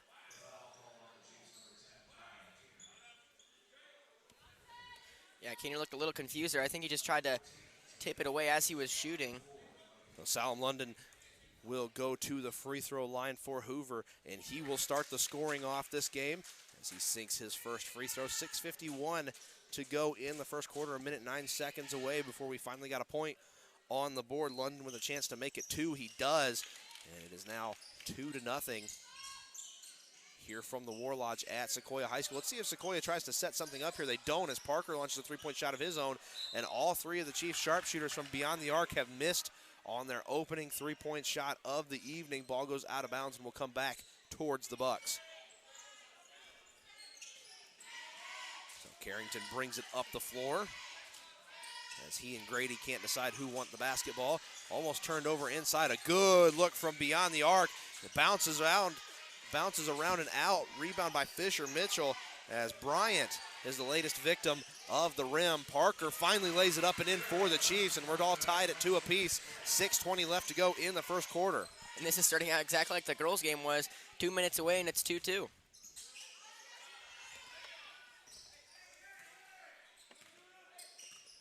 Carrington working at the top of the key. Now down in the corner for Bryant. Bryant tries to go baseline, but he'll be trapped. Ball makes it up to the top. A good look at a three for London, and he buries it. So London, the first person to finally hit from beyond the arc. But it has not been for a lack of trying. 5-2 your score as Hoover is on top of the Chiefs. 5:45 left to go in the first quarter. Parker getting worked on by Bryant, gets it over to Mitchell, who finds Keener. Keener taking his time. Wally getting worked on by London. Now into the corner for Fisher Mitchell. He'll leave it short. No good on the three-point attempt. Trainer with the rebound. And the ball finds its way back up to Wally, the captain. 20 seconds left on the shot clock. After the shot, gets a clean clock for the Chiefs. Wally looks inside, step back jumper off the front of the rim, no good. As London gets the ball back out to Bryant for Hoover. London will take a shot at it again. He's already made one from there, and London sinks a second. And Coach Carden needs to talk about it as Silam London has buried 2 big three-point shots. The 6'3" freshman has already made an immediate impact here in the game as he has all 8 points for the Bucks. Yeah, and Chase, something to watch out for. I think the matchup of the game is going to be Fisher Mitchell, 6'4", on Dwayne Brown, 6'6". But Dwayne Brown's not even the tallest guy on Hoover. That would be Jake Hatch, who's 6'8". So a couple big guys that Fisher's going to have to overcome down in the paint.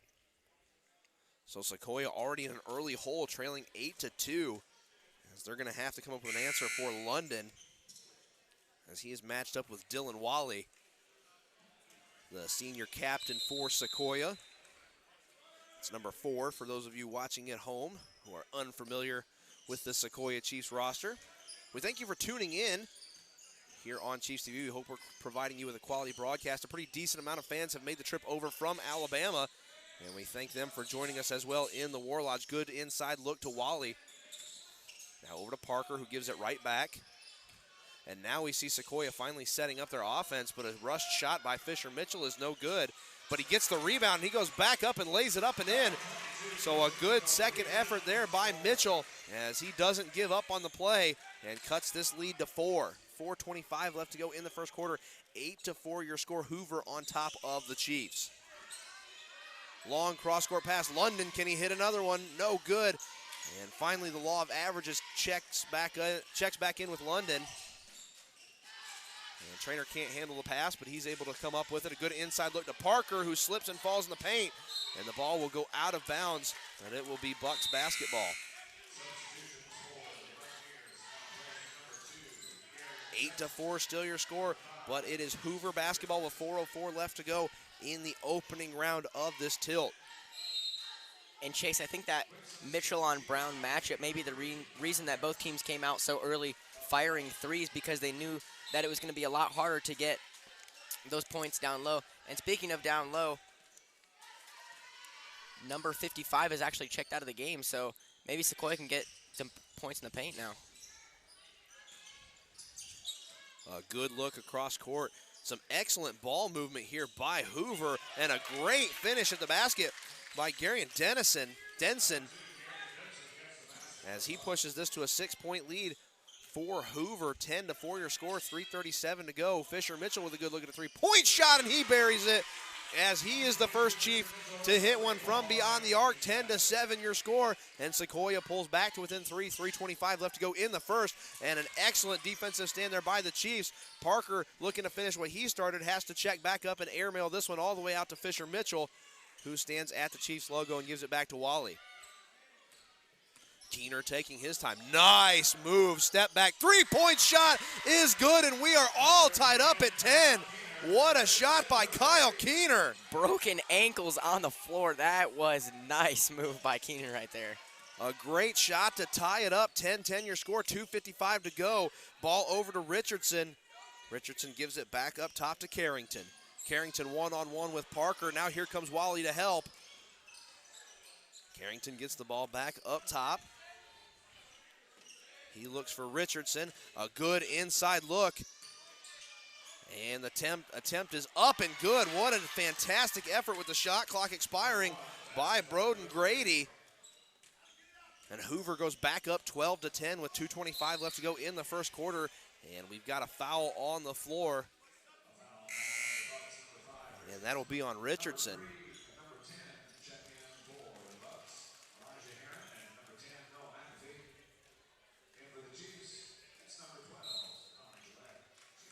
So Gillette checks into the ball game for Sequoyah, gets it into Keener. Keener looks over to Wally, who's got an open look at a three-point shot, and it teases and goes out as Grady picks up the rebound for Hoover. 2:14 to go in the first quarter. Sequoyah playing some stifling defense, but a breakdown there as Richardson is able to find his range from three-point land as well, and it's a 5-point lead for Hoover. And Chase, all the seniors on the floor for Sequoyah. Deep three-point shot by Gillette, no good. Heron moves up the floor, but that pass is intercepted by Wally, who's got Fisher Mitchell all by himself. Track meet back to the basket, won by Mitchell as he lays it up and in, and it is 15-12 in favor of Hoover. 1:35 left to go in the first quarter. Business starting to pick up here in the later portion of the first quarter, Will. Inside look by Richardson, and that teases and goes out. Another shot attempt, no good, but a foul will send Denson to the line for Hoover. Well, it's so difficult. Whenever I say Bucks, I want to say Alatoona because they have similar logos, but we're playing Hoover, Alabama here. For some reason, I keep wanting to say Alatoona, and it is driving me crazy. So the first free throw attempt is good as it bounces around the rim and drops in. So Denson good on his first, makes it 16-12, 1:23 left to go in the first quarter.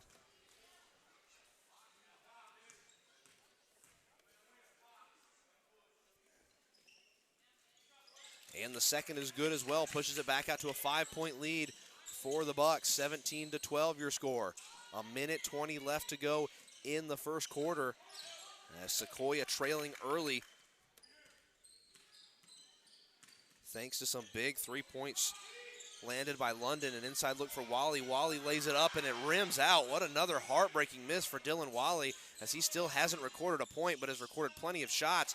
Fisher Mitchell with a nice defensive rebound for the Chiefs. Under a minute to go, 56 seconds. Keener to the rim, drives and lays it up and in. And a beautiful play as Keener went coast to coast for the Sequoyah Chiefs. 17-14 your score, 45 seconds left to go in the first. And a slip and fall by Heron causes him to travel with the basketball. Sequoyah will get another shot at it with 43 left to go in the first quarter, trailing 17-14. That was a nice physical run by Keener, running tempo after he got the rebound to get the nice two-pointer.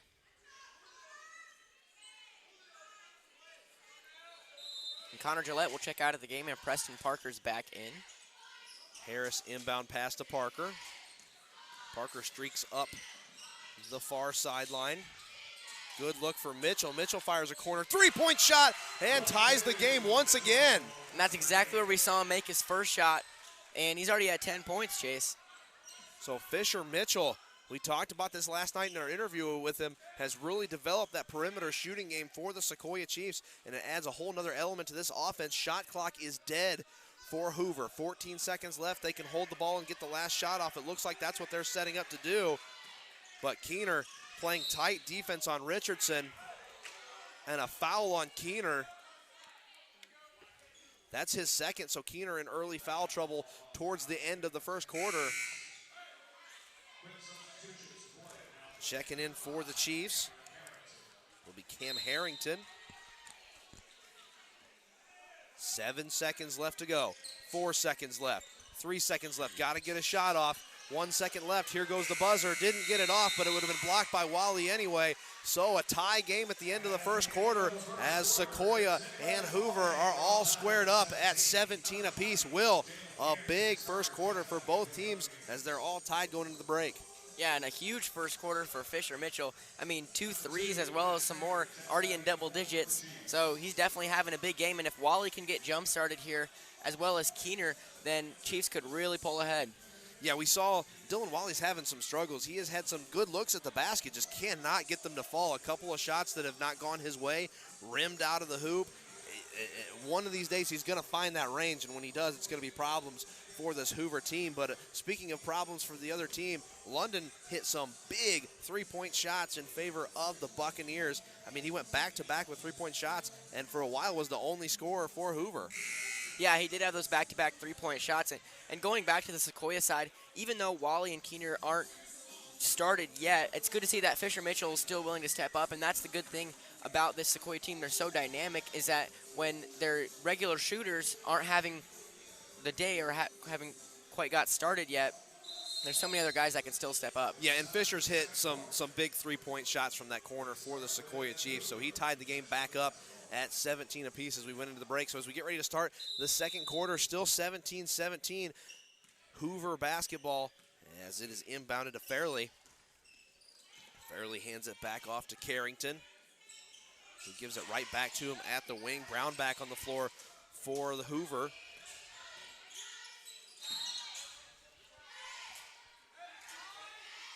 Mitchell picks up his first foul for Sequoyah. Hoover takes the ball out underneath the basket. Good inbound pass over to Richardson. Fairley with the ball, drives inside. A good block there by Fisher Mitchell. So a big defensive play there by the Sequoyah big man. Another move inside. Sequoyah able to pick the pocket of Hoover. Ball pushed ahead to Wally. Wally jump stops, fires up a three-point shot, and there it is. Oh, the agony of his first quarter shooting is now wiped away with 50 seconds gone in the second quarter, and Sequoyah takes their first lead of the ball game. And a travel gives the ball right back to Sequoyah. So 20-17 your score with Sequoyah on top of the Bucks. And for Sequoyah coming out of the first quarter, that's exactly what they wanted to see the first thing be in the second quarter, is to see Wally hit a big three. So Wally finally gets the monkey off his back and gets on the board. As Parker getting worked on by Fairley. Parker crosses half court. Ball makes its way back up to Traynor, courtesy of a Cam Harrington pass. Nice move by Parker. He fires up a shot from the free throw line, and he is fouled. So Parker will go to the charity stripe for the first time this afternoon. 6:48 left to go in the first half. 20-17, Sequoyah on top of Hoover.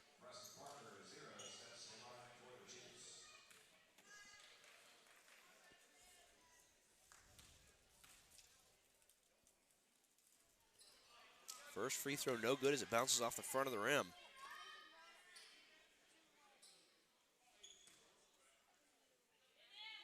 So Parker looking to push the Chiefs' lead to 4, and he does as he makes the second of 2 free throws.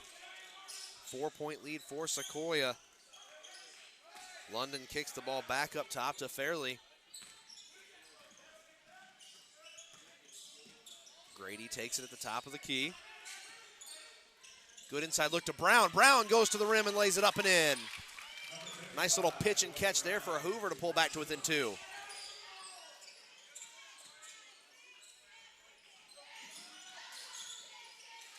And another look at a 3 for Fisher Mitchell, and he is on fire from beyond the arc. 13 points in the first half of this ball game. 24-19 your score. And another three-point shot fired up by Hoover is no good as Fairley tried to answer back with one of his own. And Grady goes in and gets it done the hard way underneath the basket. 24-21 your score. Harrington drives to the basket, lays it up, no good.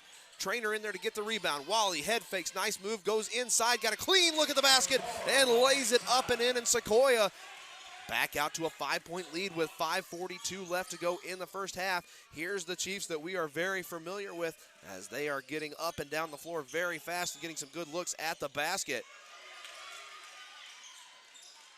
Grady takes the ball after he gets his man out of trouble. Fairley nails a three-point shot of his own. And you saw Harrington just get dragged over by Grady when he was attempting his three. And Wally fires a three-point shot. It's no good, but all the Chiefs are standing back on the logo, and nobody's there to get the rebound. 2-point lead still for Sequoyah. Fairley fires another three-point shot of his own off the front of the rim. And rebound taken by Grady after a little scrum between Trainer and Brown. Carrington back at the top of the key, looking to tie it up is Fairley, no good, but he will go to the charity stripe with a chance to make it a tie ball game. Once again, Sequoyah on top, 26-24 with 4:58 left to go in the first half. And Chase, I think that we don't talk about as much with the Sequoyah offense, but I think is such a crucial part of it, is Trainer's ability to get those rebounds. I mean, he keeps so many of their drives alive just by staying under that basket, and he's not the guy you would think to do that. You'd think it'd be Fisher Mitchell, but with the game he's having, taking shots outside the arc, Trainer's kind of stepping into that role, and he's doing a great job. Fairley nails the first one. It's a 1-point deficit for Hoover. 4:58 to go in the first half.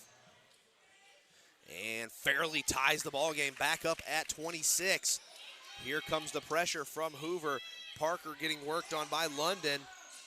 Parker will break the pressure.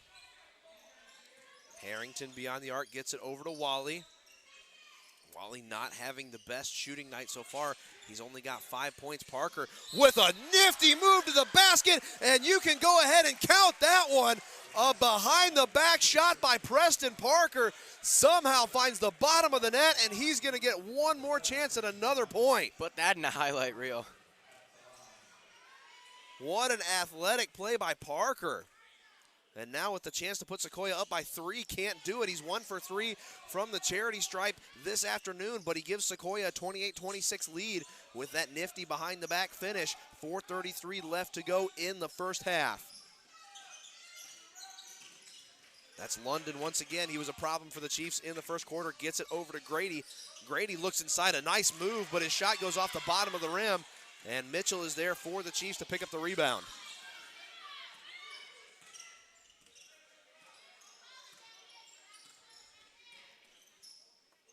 Parker over to Wally. Wally now gives it right back to Parker. Parker fires up a three-point shot of his own. That finds the bottom of the twine once again. And Sequoyah back up by 5, 31-26, 3:55 to go in the first half. Preston Parker's starting to feel a little of this energy now. You know, we talked about this last night, Will, the ability of this Sequoyah Chiefs team. Oh, and a foul as London goes to the basket. This is the ability of this Sequoyah Chiefs team to have more than one scorer show up at any given night. You don't have to rely on one person, which is great for when somebody gets cold and is unable to carry the load offensively. Yeah, and Kyle Keener hasn't played at all in the second quarter because he's been out because he got the 2 fouls in the first quarter. And then Wally has 5 points. So Fisher Mitchell and Preston Parker, the lead scorers, not the usual two, but again, nice to see that they can still step up. And speaking of Keener, he gets checked in now. Cameron Harrington and Fisher Mitchell will be checked out, and then Harris and Keener will check in. So London misses the first free throw. He's got another crack at it here with 3:47 left and misses the second as well, but a nice offensive rebound by Hoover. Good job there by Denson, but he can't convert. And Parker will take the ball, still 31-26, 3:37 to go in the first half. And a foul called on Garion Denson as he was getting a little too handsy with Matthew Trainer, the Chiefs' dual sport athlete, not only a good basketball player, but our starting quarterback and free safety for football season. And kicker, don't forget kicker. And another foul on the floor. That one's going to be on Salem London. So that's 5 team fouls in the second quarter. for Hoover. 31-26 still your score, 3:33 left to go in the first half. Sequoyah will inbound the basketball again. Mitchell gets it into Keener, who finds Parker at the top of the key.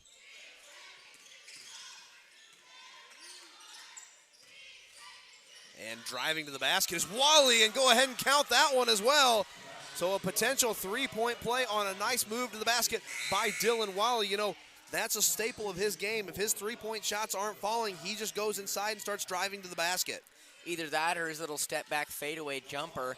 And that one seems to be working out pretty well for him. That's not the first time we've seen him do it today. Sequoyah with the chance to go up by 8 if Wally can convert on the and one. He does, and now Sequoyah with their biggest lead of the afternoon, 34-26, 3:22 left to go in the second quarter. Sequoyah also in the bonus as well, so any fouls going forward will send Sequoyah to the charity stripe.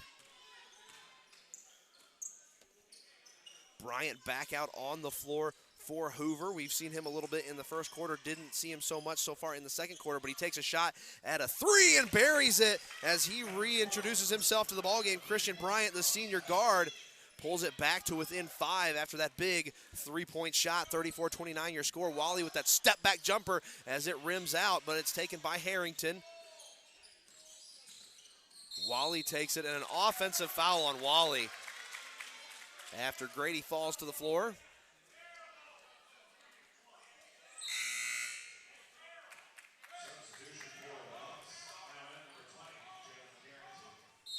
So 2:50 left to go in the first half, 34-29 as Wally picked up his first foul of the afternoon.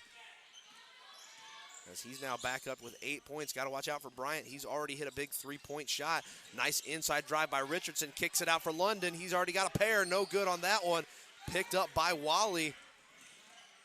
Wally with a nice look to Harrington. Harrington goes baseline and kicks it back out to Harris. Harris for three. No good. Too long. Trainer fighting for the rebound down underneath the basket, and there's a scrum. Ball still free, and it will go back Hoover's direction after a little rugby scrum there underneath the hoop, Will. Yeah, and there again, you saw Fisher Mitchell dragged out beyond the arc, and Trainer fighting for that rebound, which unfortunately he didn't get, but still, the effort's there. 2:12 left to go in the second. 34-29 your score in favor of the Chiefs. Ball finds its way back over to Carrington. Carrington pulls up and sends it back out to Bryant. Bryant thinks about it, head fakes, now drives inside, gives it back for a three-point shot. No good by Carrington. And Sequoyah takes back over 1:52 left to go in the first half. Some fancy dribbles there by Dylan Wally. As the ball finds its way back over to Harrington. Harrington drives baseline, kicks it out to Fisher Mitchell. Can he hit another one from beyond the arc? No, he can't, but a great effort by Matthew Trainer, and he lays it up and in and gets the and one. What a play there by Matthew Trainer to not give up on the basketball as he draws the contact and gets the make and the and one.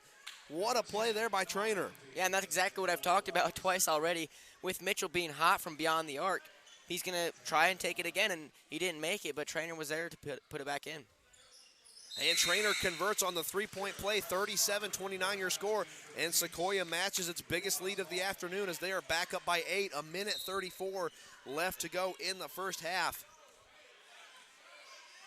And you got to be pleased with what you've seen from Sequoyah so far as they are taking on a very good Hoover basketball team as Bryant kicks it back out to McAfee.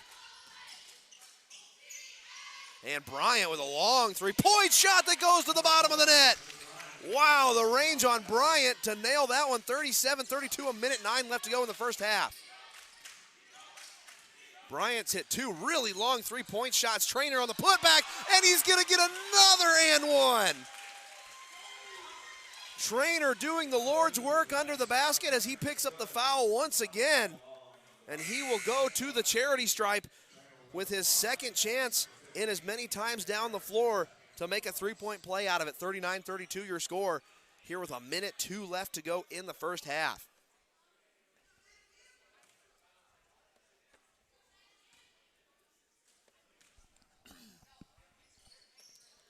And no good on the and one attempt, but 39-32 still your score. We're under a minute to go. Bryant carries it up and leaves it back for London. London standing on the Chiefs logo. He'll go one-on-one with Wally, and we've got a timeout. A 30-second timeout called by Hoover. So with 49 seconds left to go in the first half, your score, Sequoyah 39, Hoover 32. Will, what do you think of this Chiefs performance here in the second quarter? Well, I mean, I just got to give a shout-out to Matthew Trainer. He's only got 5 points, but those are 5 well-earned and hard-fought points. He's been getting some serious rebounds, just cleaning up the junk down below. Yeah, Sequoyah, one of the things that they have the ability to do, especially with Dylan Wally and Preston Parker in particular, when those three-point shots aren't falling, they go right to the basket. They'll just start cutting and driving to the basket and force contact and draw fouls. We saw Matthew Trainer doing it down there with the offensive rebound and then drawing contact on the putback. So Sequoyah doing a really good job in the paint here early this afternoon, and that's why they're up 7 points on this Hoover team. Yeah, another thing Sequoyah can do really well is just play as a team and make it a true team effort. So, I mean, Keener's been out for a portion of this game because of his foul trouble, but Connor Harris has been able to step up. Matthew Trainer's been able to step up, so it's good to see. Yeah, Keener picked up 2 fouls in the first quarter. That's why he's taking a breather on the Sequoyah bench. But his teammates are picking up the pace for him as Bryant pushes this one down to McAfee. Bryant gets it right back. 2 seconds left on the shot clock. A nifty move to the basket. How did he make that? As London with another very impressive shot. As London was falling down and still able to get off a beautiful shot right there before he went to the ground. The London Bridge was falling down, and that was just a little last-ditch effort there. 22 seconds left to go in the first half. Timeout called by Sequoyah, 39-34. Sequoyah in the bonus, so any fouls send Sequoyah back to the free throw line, but what an athletic play there by London. He's already in double digits with 2 big three-point shots, 2 points off free throws, and that amazing effort right there under the basket to make something out of nothing. Yeah, and I was just going to mention those 2 3-pointers that he had in the first quarter. I mean, they were almost nearly back-to-back and able to give Hoover a quick lead off the start, but nice layup there.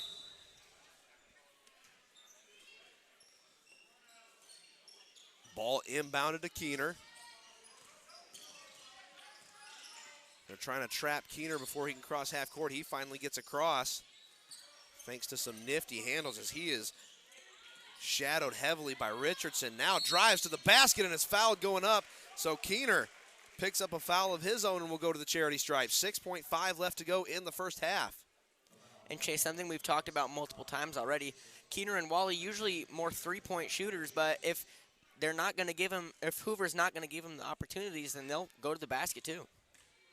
So Keener, the first time he's seen the floor after picking up 2 fouls in the first quarter, sinks that first of 2 free throws to make it 40 to 34. 6.5 seconds left to go in the first half. Fans, thank you for joining us on Chiefs TV at the break. We will just go ahead and throw up a graphic. We don't have anything planned at halftime, but don't go anywhere as Kyle Keener sinks his second free throw. We will be right back on the other side of the break, but we've still got 6.5 seconds left to go here as Hoover gets one last shot at the basket. 4 seconds left, 3 seconds left, 2 seconds left. Can they get a shot off? It's going to go up and no good as it goes just short of the rim as Noah McAfee tried to get one before the buzzer went off, could not do it.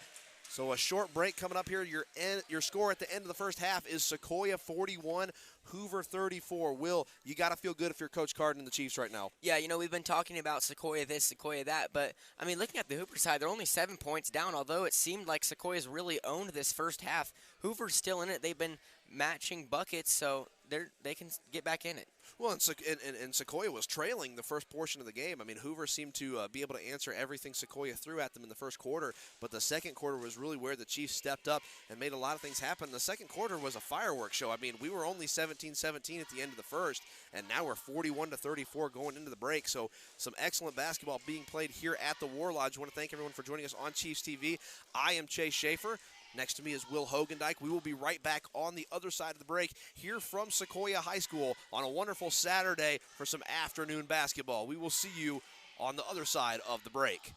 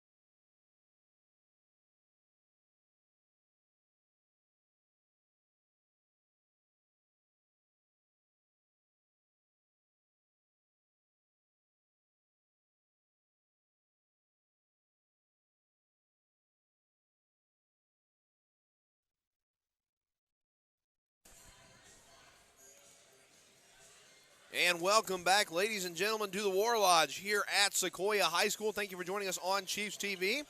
I am Chase Schaefer, and next to me is Will Hogendijk as we get ready to take you the rest of the way home after the halftime here at Sequoyah High School, where the Chiefs are up 41-34 on the visiting Hoover Buccaneers. Will, it was a very exciting first half, a little bit of a back and forth.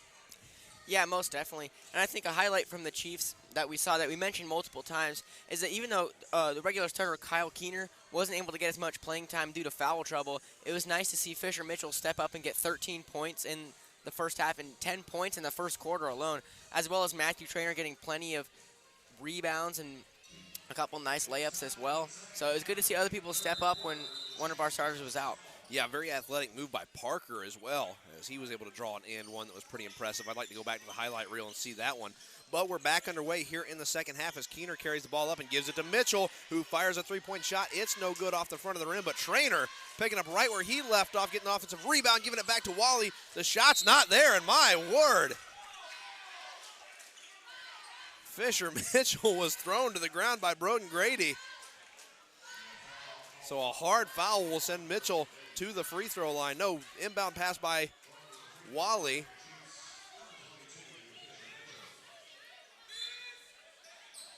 So they're going to say it was a floor foul. Mitchell gets the ball up to Keener. Still 41-34. As Keener takes the ball at the wing. Traynor has a good look from the inside and lays it up and in. What an athletic play by Traynor to go over the much taller Grady and start the scoring off here in the second half for Sequoyah, 43-34. And not just Grady, but Carrington, too. They both had their hands fully up, so well done to Traynor. Ball goes all the way back up to the top for Carrington.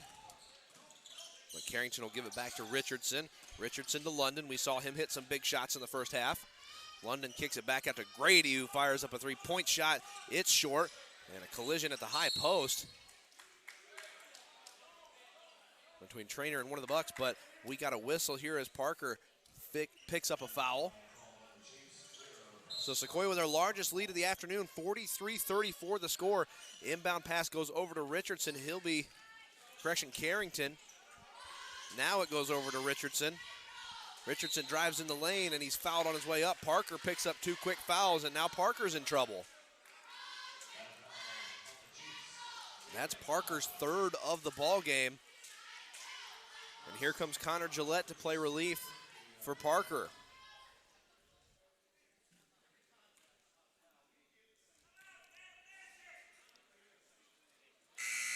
First one is good for Richardson.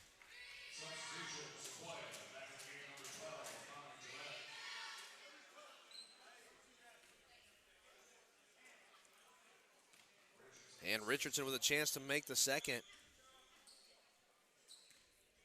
So make it a 7-point game, and he does. 43-36 your score. Keener leads the troops down the floor. He checks up at the wing. Looks inside to Mitchell. Mitchell puts a nice post move on Grady. No good on the shot, but Mitchell touches the ball while he was out of bounds, so Hoover will get the ball back. 6:34 left to go in the third. 43-36 your score here from the War Lodge.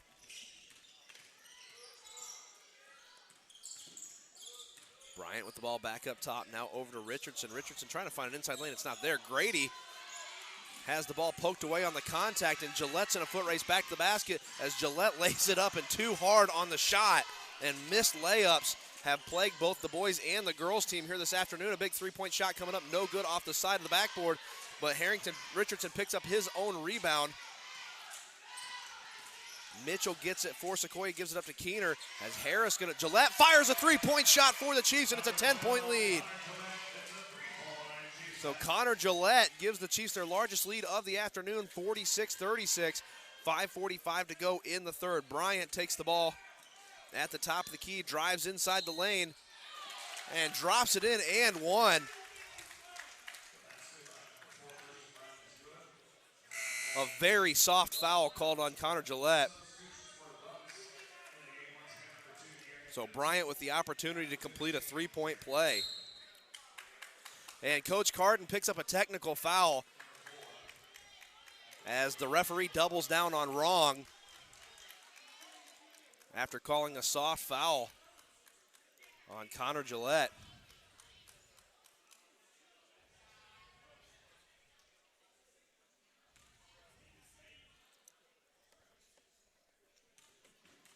So Bryant will get a free one. And it toilet bowls out in a very frustrating way if you're the shooter.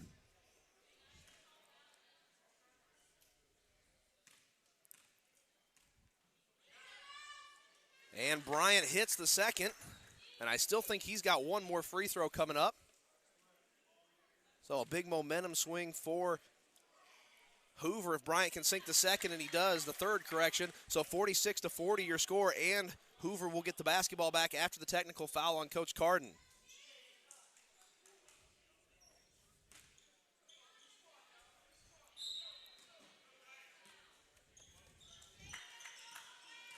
So Fairley carries the ball up for Hoover. Bryant head fakes like he's going to take a three, but he's got Keener in his face as the basketball makes its way back out to London.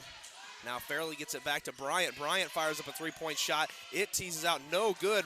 Grady with another chance, and one's that one back in as a great play by Grady.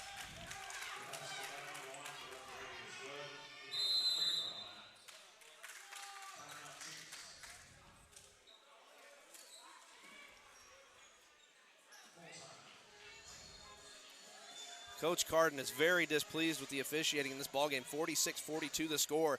5:20 left to go in the third.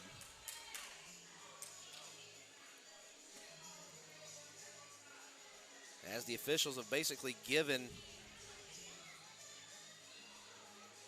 Hoover 6 points, but Sequoyah still leading by 4. A great play there by Broden Grady to draw the contact and put the ball in and get the and one opportunity. Yeah, very physical down low.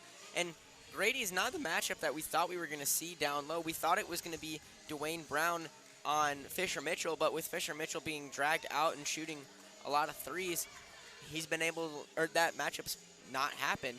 And Trainer's been the one who's been able to step up and get the rebounds down low.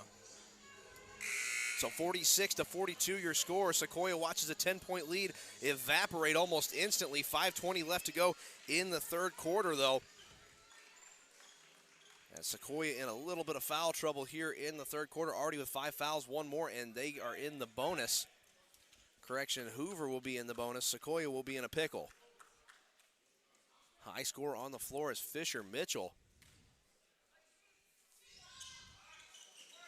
And the free throw is no good on the and one attempt, so Keener picks up the basketball.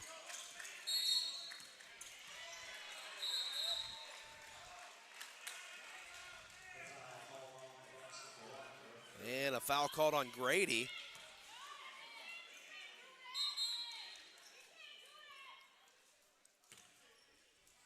Temper's starting to flare on both sides. So 46-42, Keener gets the inbound pass after the foul by Grady. Keener pulls up beyond the arc. Picks up his dribble, gives it to Fisher Mitchell. Fisher Mitchell dials up a three-point shot, no good, and Trainer gonna pick up a foul. Trying to be a little too aggressive going for the rebound.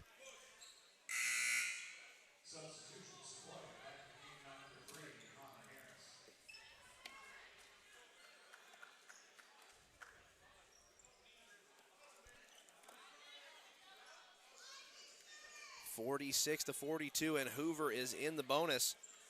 So going to the free throw line will be Jarrett Fairley, the freshman guard.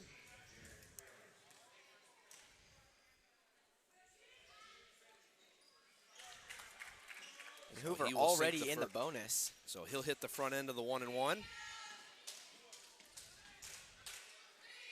that pulls Hoover back to within 3. And now Hoover within 2, 46-44. And here comes the press by Hoover. And another foul called as Kyle Keener tries to shake off the contact, and everybody's getting whistles here in the third quarter of this ball game as Denson picks up his third.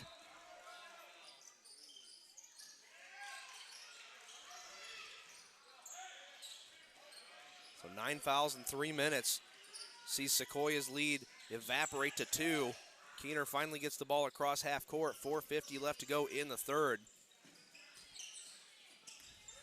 And Wally has his pocket picked and a chance to tie it up for Hoover going to the basket. No good, but Grady once again on the putback as he is having an excellent afternoon on the offensive board. We're all tied up at 46. And that was a 3-teammate effort there. Fairly passed it over to Denson, who wasn't able to get it in, and then Grady was able to put it back. And Wally gets it over to Harris, and Harris drains a long 2-point shot, and Sequoiah's back out in front with 4:20 left to go in the third. Bryant with the basketball for Hoover. He's been known to make a 3-point shot or two. Same with London, who he gets the ball over to, and a good look for Denson. Denson fires it up but lays it short as Harris picks up the basketball for the Chiefs. Sequoyah in trouble, got to get it over, they do. And now Keener has it at the Chiefs logo, 3:55 left to go, nursing a 2-point lead, 48-46. Wally fires up a 3-point shot of his own, but he is fouled by Fairley. So Wally will go to the free throw line for 3 shots.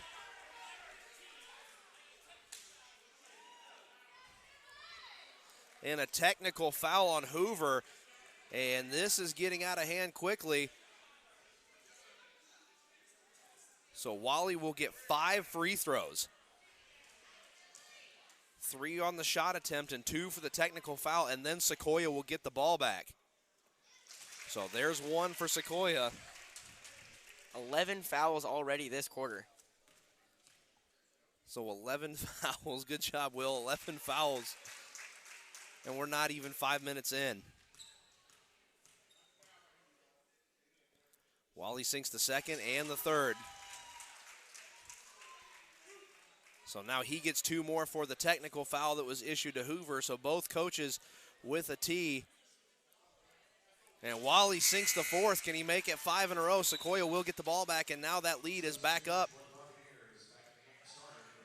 to 6.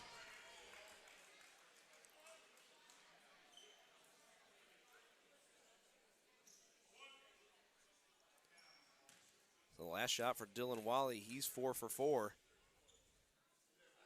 Make that 5 for 5, so Dylan Wally making the most of his trip to the free throw line. As not quite half of his points just came off that one trip to the free throw line. 53-46 your score, and Sequoyah gets the basketball inbound to Kyle Keener. As Wally was given a pretty favorable call there on that 3-point shot. Fisher Mitchell fires one from the high post, no good. And the ball goes off Wally.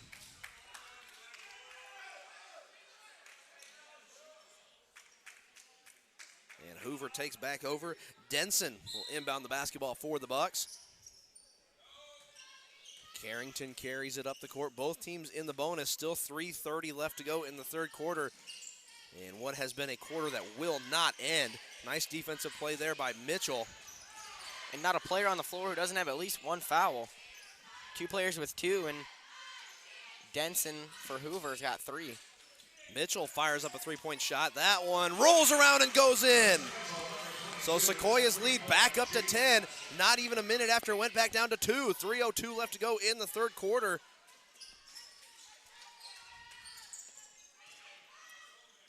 Bryant passes it over to Grady. Grady looks inside. He's working on Mitchell. And a nice layup and in by Broden Grady, who's having a fantastic evening working on Fisher Mitchell down low. That's his 10th point of the afternoon.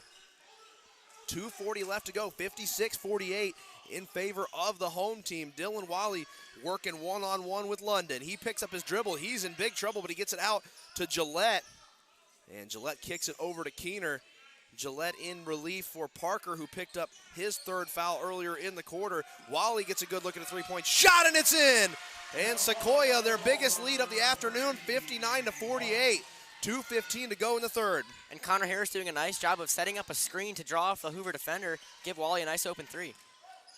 Good inside look, now kick out for a 3-point shot. It's up and it's good by Jalen Carrington. And we've got a timeout on the floor for Hoover. So Carrington pulls back to within 8, and the Bucks are making a go of it here with 2:03 left to go in the third quarter. Yeah, this is quite the quarter. I mean, you said that Sequoyah had their lead as small as 2, and then not even a minute later was back out to 10 thanks to Wally's 5 free throws in a row, all of which he made. So that's pretty big for Sequoyah. Yeah, great job by Sequoyah to bounce back from having that lead evaporate back down to 2 to get back out to an 8-point lead here with 2:03 left to go in the third quarter. But, Will, this third quarter will just not end. Yeah, it's been going on for quite a minute. It says we're about 5 minutes in, but it's definitely been longer than that. We had, what was it? What was the stat, Will? 11 fouls in, what was it? 11 fouls so minutes? far, yeah. 11 fouls in 5 minutes? Yeah, it was 9 fouls in 3 minutes, and then, like, not even a minute later, it was 11, so. Both coaches picked up a technical. I mean, everybody was getting whistles. We probably better be careful or we're going to pick up a technical up here before too long, too. 2:03 left to go in the third quarter, 59-51, as Sequoyah inbounds the basketball with an 8-point lead. Keener carries the ball up the floor. Over to Mitchell. Good inside look to Wally. Nice move, and Wally gets it up off the backboard and in.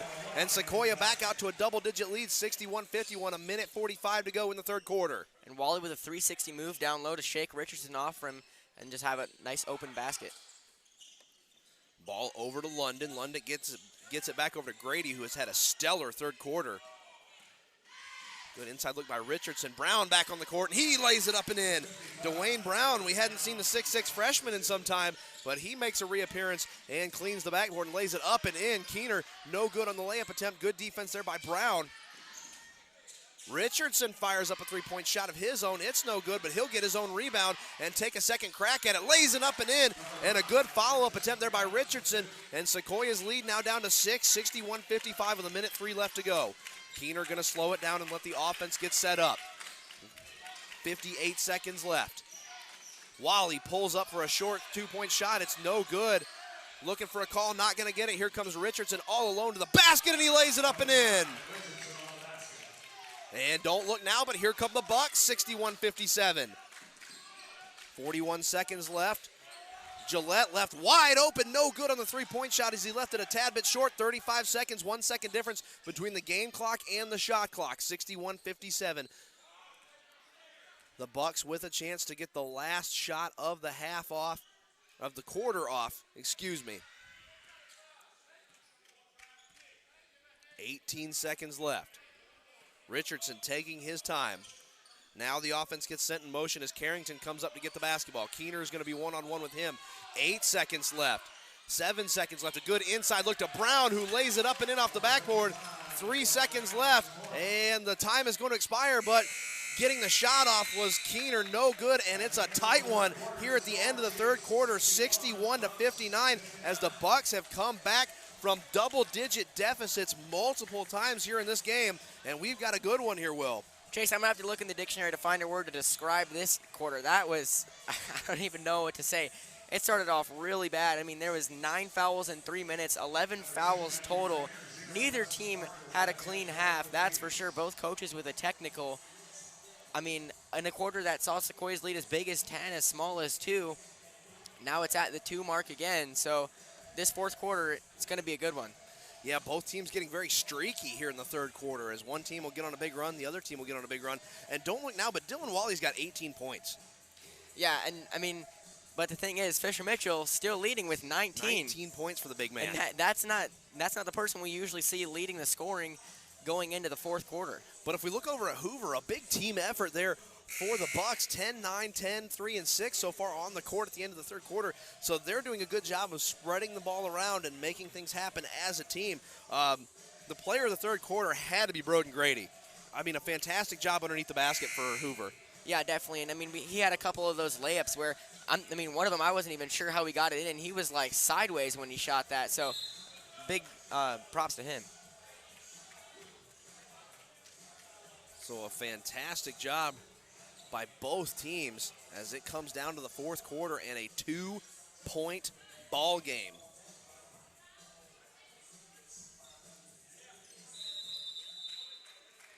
So we buckle in to get ready to go as Hoover inbounds the ball to Fairley.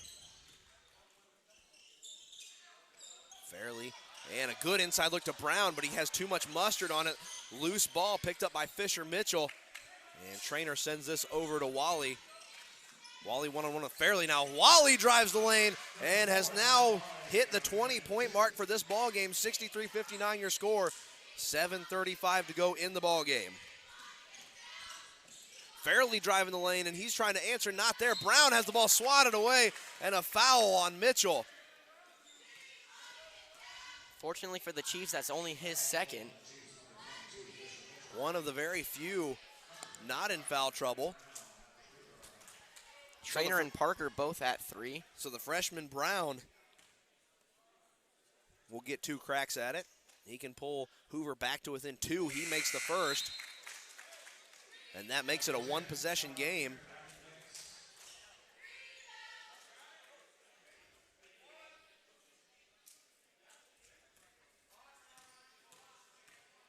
As Hoover rotating out big men between Grady and Brown. Brown fires up the next one. It's no good, so 1 for 2.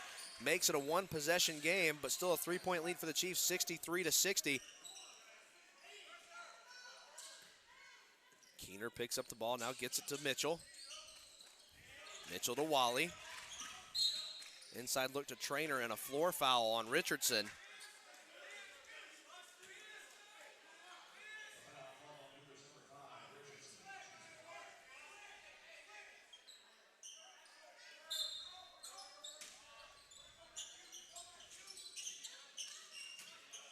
And Wally looks inside, now has to airmail it out to Parker, who we didn't see at all in the third quarter. That one goes off of a player's foot and pushed ahead one-on-one, Richardson and Keener.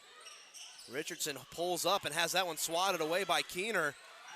Richardson again, he gets tied up. A great job there by Trainer, who picks his pocket. 63-60, still your score after a good job to get the steal by Matthew Trainer. Wally drives the lane and goes down hard, and a foul called on Richardson. So Wally goes back to the free throw line. Probably 40% of Dylan Wally's points are going to be from the free throw line this afternoon. I mean, yeah, he's already went 5 for 5, which is impressive to see him. I mean, just go 5 for 5 right in a row. Yeah, 5 straight free throws. I mean, that's you know, Coach Carden sings his praises as he sings the first one about how much he is in the gym, constantly getting his shots up and working on making baskets. So Wally with 3 touchdowns on the afternoon, 21 points for him as he surpasses Fisher Mitchell as the high scorer for Sequoyah. High scorer on the floor right now for the Bucks is between Grady and Bryant, as both of them check back into the game. And Wally sinks the second, so 65-60 your score. And almost all those points for Grady coming in that third quarter. We talked about how he was our player of the quarter, but he really did have a great quarter for Hoover. Galvin checks back in for Sequoyah. First time we've seen him this ball game. 6:42 left to go in the fourth quarter, and what has been a tight back and forth between 2 very talented teams. Hoover and Sequoyah. Brown goes up to the rim, no good. And Trainer, I've got to see how many rebounds he's got tonight. How many rebounds does Matthew Trainer have? Because he is playing a lot bigger than his frame is showing. And Brown showing the athleticism for the big guy, getting in and trying to get a steal. Couldn't get there. Trainer goes baseline, and a travel on Matthew Trainer as he got tied up. Trainer really has had quite the defensive effort. I mean, we've called his name for rebounds so many times, offensive and defensive. I mean, he's been a reason that the Chiefs have been able to score some of the points that they have, because he's been able to keep it alive and dish it back out to those guys who've gotten the points. London with the basketball, hasn't scored since the first half. Trainer finally gets a hold of the ball between his legs, and it's a turnover. Here comes Keener. Keener kicks it back out to Trainer. Trainer with the head fake. He'll look inside. Mitchell goes inside now. He pump fakes and is fouled going to the basket. And let's see who they got for the Bucks. And that's 55, the big freshman Brown.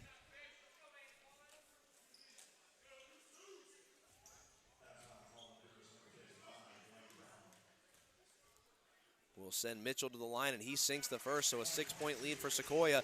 66-60 is Fisher Mitchell now in the 20-point club this afternoon. And Steven Galvin getting his first playing minutes of today's game. Second is good for Mitchell as well. Parker checks back into the game for the Chiefs, as Galvin will go back down to the bench.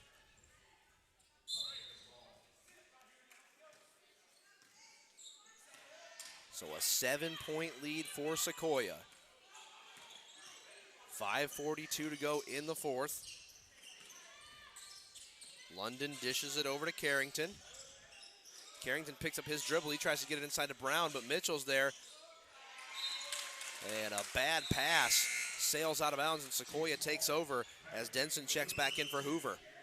So 5:30 left to go, 67-60 your score, as Sequoyah currently on top of Hoover.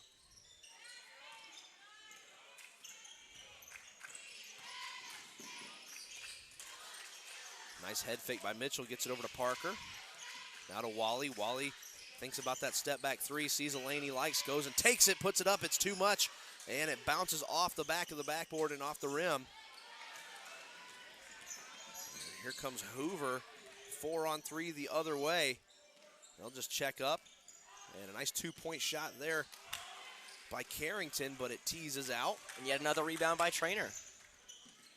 Trainer's been a rebound machine this afternoon. 4:52 left to go in the fourth quarter. 67-60, Chiefs on top of the Bucks. Keener fires up a 3-point shot of his own and buries it. And Sequoyah back out to a 10-point lead. We've seen those leads evaporate very quickly in this game, though. And that's got to feel really good for Keener. He was out most of the first half due to foul trouble, and that'll get him in the double digits. Bryant had a clean look at a shot, but it bounces off. Grady going to take a shot of his own, no good as well. And Wally with the rebound for Sequoyah. Let's see if Sequoyah slows it down a little bit here with a double-digit lead late in the fourth quarter. Parker cuts baseline. Ball makes its way over to Wally. And a foul on Trainer. So that'll be Trainer's fourth. And Chase, just looking at the scoreboard, I mean, it's truly been a team effort from both teams. I mean, almost everyone has scored a point. I mean, it's really been great. Everyone on the floor has at least 2 points. Most of them more than that. Trainer would be a big loss. He's got 4 fouls as he picked up the offensive foul. And Bryant.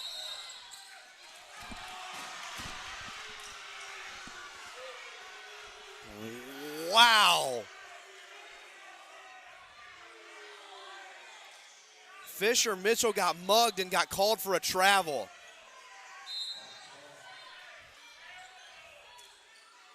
So ball goes back to Alatuna and a tie-up. And a foul called on Wally.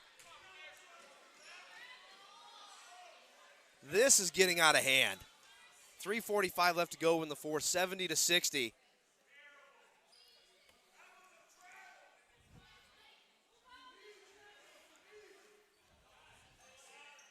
Sequoyah up by 10. Some conversation still going on. And a long pass is going to be knocked away by Keener. Parker to the rim. Parker goes to the rim hard and puts it in the bottom of the net. 72-60 the score. As Sequoyah continues to put distance between themselves and Hoover, but London fires up a 3-point shot of his own. It's not there. Rebound by Mitchell. Keener goes all the way to the opposite wing. Bryant playing tight defense on him for the Bucks. Picks up his dribble, gives it over to Parker. Parker drives baseline. And we've got a whistle. And Grady picks up a foul. Everybody's picking up fouls here in the late part of the game. So Grady picks up his 4th foul of the afternoon, but Sequoyah with a 12-point lead, 72-60. Wally takes the inbound pass. Sequoyah with a healthy lead, 3 minutes left to go. Keener picks up the ball from Wally. He'll be shadowed by Denson. A nice move by Keener. Now back out to Harris. Harris dials up a three-point shot of his own and buries it. And Sequoyah walking out with a 15-point lead late in the ballgame. 75-60 your score. 2:45 left to go. And again, you see Keener dribbling in and drawing out the defender and then passing out to the open man. And a big three-point shot by Denson. And a timeout on the floor after Denson hits a good corner three. 75-63. 2:39 to go in the fourth quarter. Will, what a game. It's been a pretty wild second half. I mean, obviously we've talked about that third quarter multiple times already. 11 fouls in the fourth quarter. It was something. Got just the same thing with the fourth. It sure was something. 2:39 left to go in the ballgame. Sequoyah on top by 12. Wally with 22 points and Fisher Mitchell with 21. Pretty evenly spread on the Hoover side of things, 10-7, 7, and 10-3 on the other side, respectively. As Grady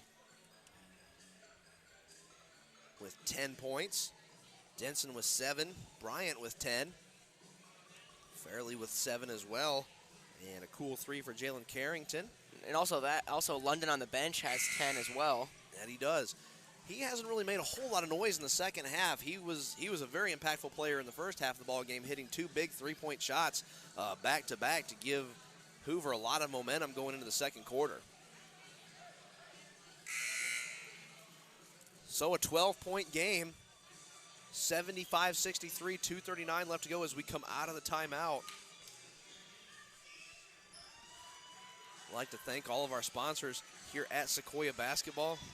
We have our sponsor sheet has been taken away from us again. I think the janitorial staff here at Sequoyah did too good of a job cleaning up last night, and our sponsor read paper fell victim to that. But we are thinking about our sponsors, and we thank them for everything they do here at Sequoyah Athletics. 2:25 left to go in the fourth. Dylan Wally taking his time with the basketball. 20 seconds on the shot clock. Keener gets it over to Parker, who's on the wing. 75-63 your score. Oh, a long pass over to Trainer, who's down low, bounces it off his foot. And here come the Bucks.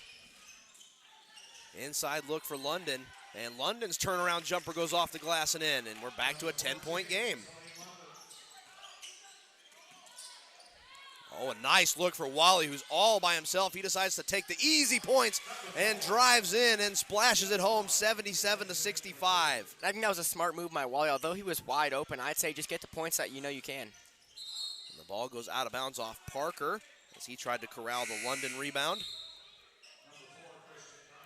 Bryant checks back in for Hoover, the senior 5'9" guard. Plays a very aggressive style of defense. Fun to watch, but his inbound pass is stolen by Keener. He pushes it ahead to Parker. Parker will step back and leave the ball for Wally. And he'll be shadowed by Bryant. The double team coming up on Keener. Trainer has the ball and kicks it back out to Keener, who gives it over to Wally. 1:25 left to go. And a 12-point lead for Sequoyah, 77-65. Trainer goes up and has that one swatted away by Grady, who has had an exceptional second half. And London goes to the rim and lays it up and in. A 10-point game, 77-67. Sequoyah not out of the woods yet. Here comes Parker. He moves it ahead to Wally. Wally over to Keener, 58 seconds left to go. Nice move by Keener, gets it over to Parker. Inside look to Mitchell, who lays it up and in.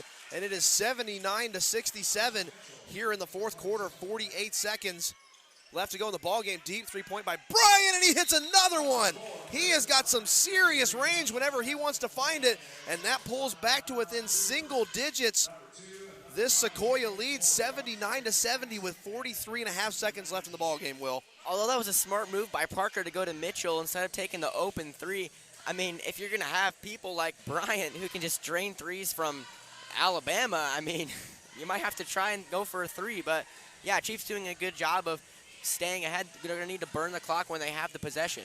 Bryant with some serious range on those three-point shots. You know, one of the things that's been fun to watch about him is his aggressive style of play. I mean, he is an annoyance on the defensive side of the ball for Sequoyah. He gets in your face, plays tight defense, keeps his hands up, moves his feet really well. I've been really impressed by his defensive play on that side of the ball. Yeah, not only that, when you can have a dual threat, I mean, that's not the first time we've seen him hit a three from way out beyond the arc. So a 9-point game, 79-70, and I'm sure both teams will just be glad to get out of this game in one piece. But right now, a 9-point game in favor of Sequoyah with 43 and a half seconds left to go. Thank you for joining us here on Chiefs TV. I am Chase Schaefer. Joining me to my right is Will Hogendijk. Will's a junior here at Sequoyah High School. This Chiefs TV broadcasting club is really in its infancy, and we're very excited to see what things that it can bring forth in the future. And I know, Will, next year you might get a chance to be at the helm for your senior year, calling all the games. It'll be exciting to see what happens with Chiefs TV, but back to the matter at hand. The ball is poked out of bounds. And a foul on Denson gives Sequoyah the ball back. 42.7 seconds left to go in the ball game. 14 points for London on the game, and Bryant's got 13 of his own. most of those off the free ball. So speak of Bryant, Bryant checks back in.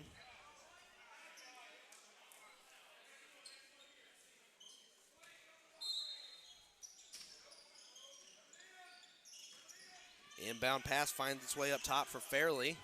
And Bryant with another three-point shot of his own, too long. Rebound by Parker. Ball moved up for Dylan Wally, and he's fouled by Jalen Carrington. And that sends Sequoyah game. And Chase, I know something you had mentioned with the girls' game. Coach Yarborough said that one of the reasons that the Hoover game was scheduled was to see a test for the girls' team, how well they could perform against out-of-state opponents, but also just high-ranked opponents. And I think that's the same for the boys' team. And I think the boys have done a really good job. This has been a great-looking Chiefs team, and although it's been really close, I mean, Sequoyah's played really well today. Wally sinks the first one. It's 80-70 now, and that's Wally joining the quarter-century mark with 25 points. Mitchell hot on his heels with 23. Wally's done a fantastic job of getting to the free throw line this afternoon, and he sinks the second. An 81-70 your score, an 11-point ball game with 32 seconds left to go. As Sequoyah appears to be all but out of the woods. And Sequoyah looking to improve to 14-4 on the season. 30 seconds left. We're not done yet, but it's pretty much in hand for Sequoyah. Nice layup there by London. And another timeout taken with 24 seconds left, a 9-point ball game. Anything can happen, Will, so we don't want to take the victory lap just yet, but Sequoyah seems to be in a very, very favorable position here at the end of the game. Yeah, but I think Hoover's played also really well. I mean, truly, both teams have played great games. I mean, that third quarter was something else to watch, and it's just been a really good game. That it has. You know, Grady had an excellent second half for the Bucks. I mean, nothing to be ashamed of in that regard. He has played a fantastic ball game. You know, a lot of fouls on each side today. Sometimes that's just how the whistle blows sometimes. But overall, I had a very good time calling this ball game this afternoon. Yeah, definitely. And another thing we talked about is that both teams have truly put forth a team effort. I mean, although Wally has 26 and Fisher Mitchell has 23, there's still other guys with double digits. Keener has 10, Preston Parker has 10. Trainer, I don't think, is quite at the double-digit mark, but, I mean, he's had a game that's very underrated. He had so many rebounds. And just great defensive plays that really got the Chiefs in this. He's got to be in the double-digit mark in rebounds. I mean, there's no way he's not. He has done so much work for the Chiefs cleaning the glass tonight, and he's a big part of why they're up by 9 here with 24 seconds left to go. So 81-72 your score. Inbound pass finds its way to Keener. Keener pushes ahead, but he's fouled, so Keener will go to the stripe with 21.4 seconds left. So if you're Coach Carden, one of the things that you have to be pleased with in this game is your team's ability to capitalize on free throws. I mean, nothing drives a coach more crazy than his team missing free looks at the basket. Yeah, definitely. I was actually going to say that as well. I mean, I think a pivotal point in this game is when Wally got his 5 free throws off of the three-point attempt and then the technical foul, and he made all 5 of them, and that was really big. Yeah, 5 straight free throws. I mean, you want to talk about having ice in your veins to grease 5 straight free throws. Especially when you consider that Sequoyah's lead at the end of the quarter was only by 2, so if he hadn't made some of those, I mean, Hoover could have been in the driver's seat. And the second one is good as well by Keener. So an 11-point lead once again for Sequoyah, 83-72 your score. As both teams have put on a great performance here at the War Lodge this afternoon. Fairley drives to the lane and lays it up and in, and Hoover not ready to go back to Alabama quietly. Inbound pass to Keener. And Keener is fouled with 9.8 seconds left to go. 83-74 your score. So we'll see if Keener can push it back out to an 11-point lead again.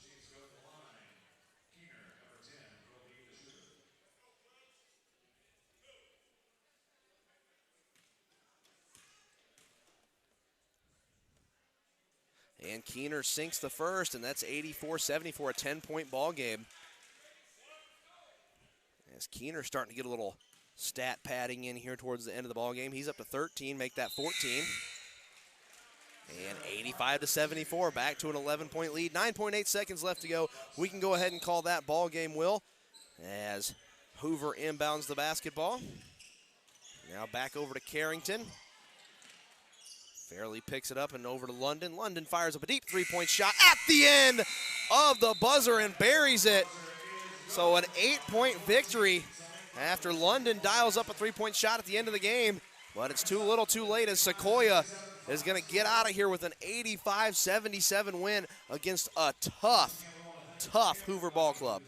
Yeah, and this has got to be a great resume builder for the Chiefs. I mean, this is a top 10 team in the state of Alabama. And for the Chiefs to beat them, I mean, I don't want to say handily, but it was definitely a good game. And I think, obviously, the Chiefs were the better team. So, I mean, great performance. Yeah, a good game to get your blood pressure up if you let it. But at the end of the game, it's 85-77. I want to thank everyone for joining us here on Chiefs TV. If you're joining us from Alabama, we appreciate this. I mean, we appreciate you guys tuning in. I know you're wanting to see your student athletes play, but we certainly appreciate the viewership, and we have tried to provide a quality service to you and your athletes, and we hope we've done a good job here this afternoon. We want to thank you so much for joining us. I am Chase Schaefer. Will Hogendijk was my analyst this afternoon. This has been Chiefs TV, and we will see you next time here at the War Lodge at Sequoyah High School.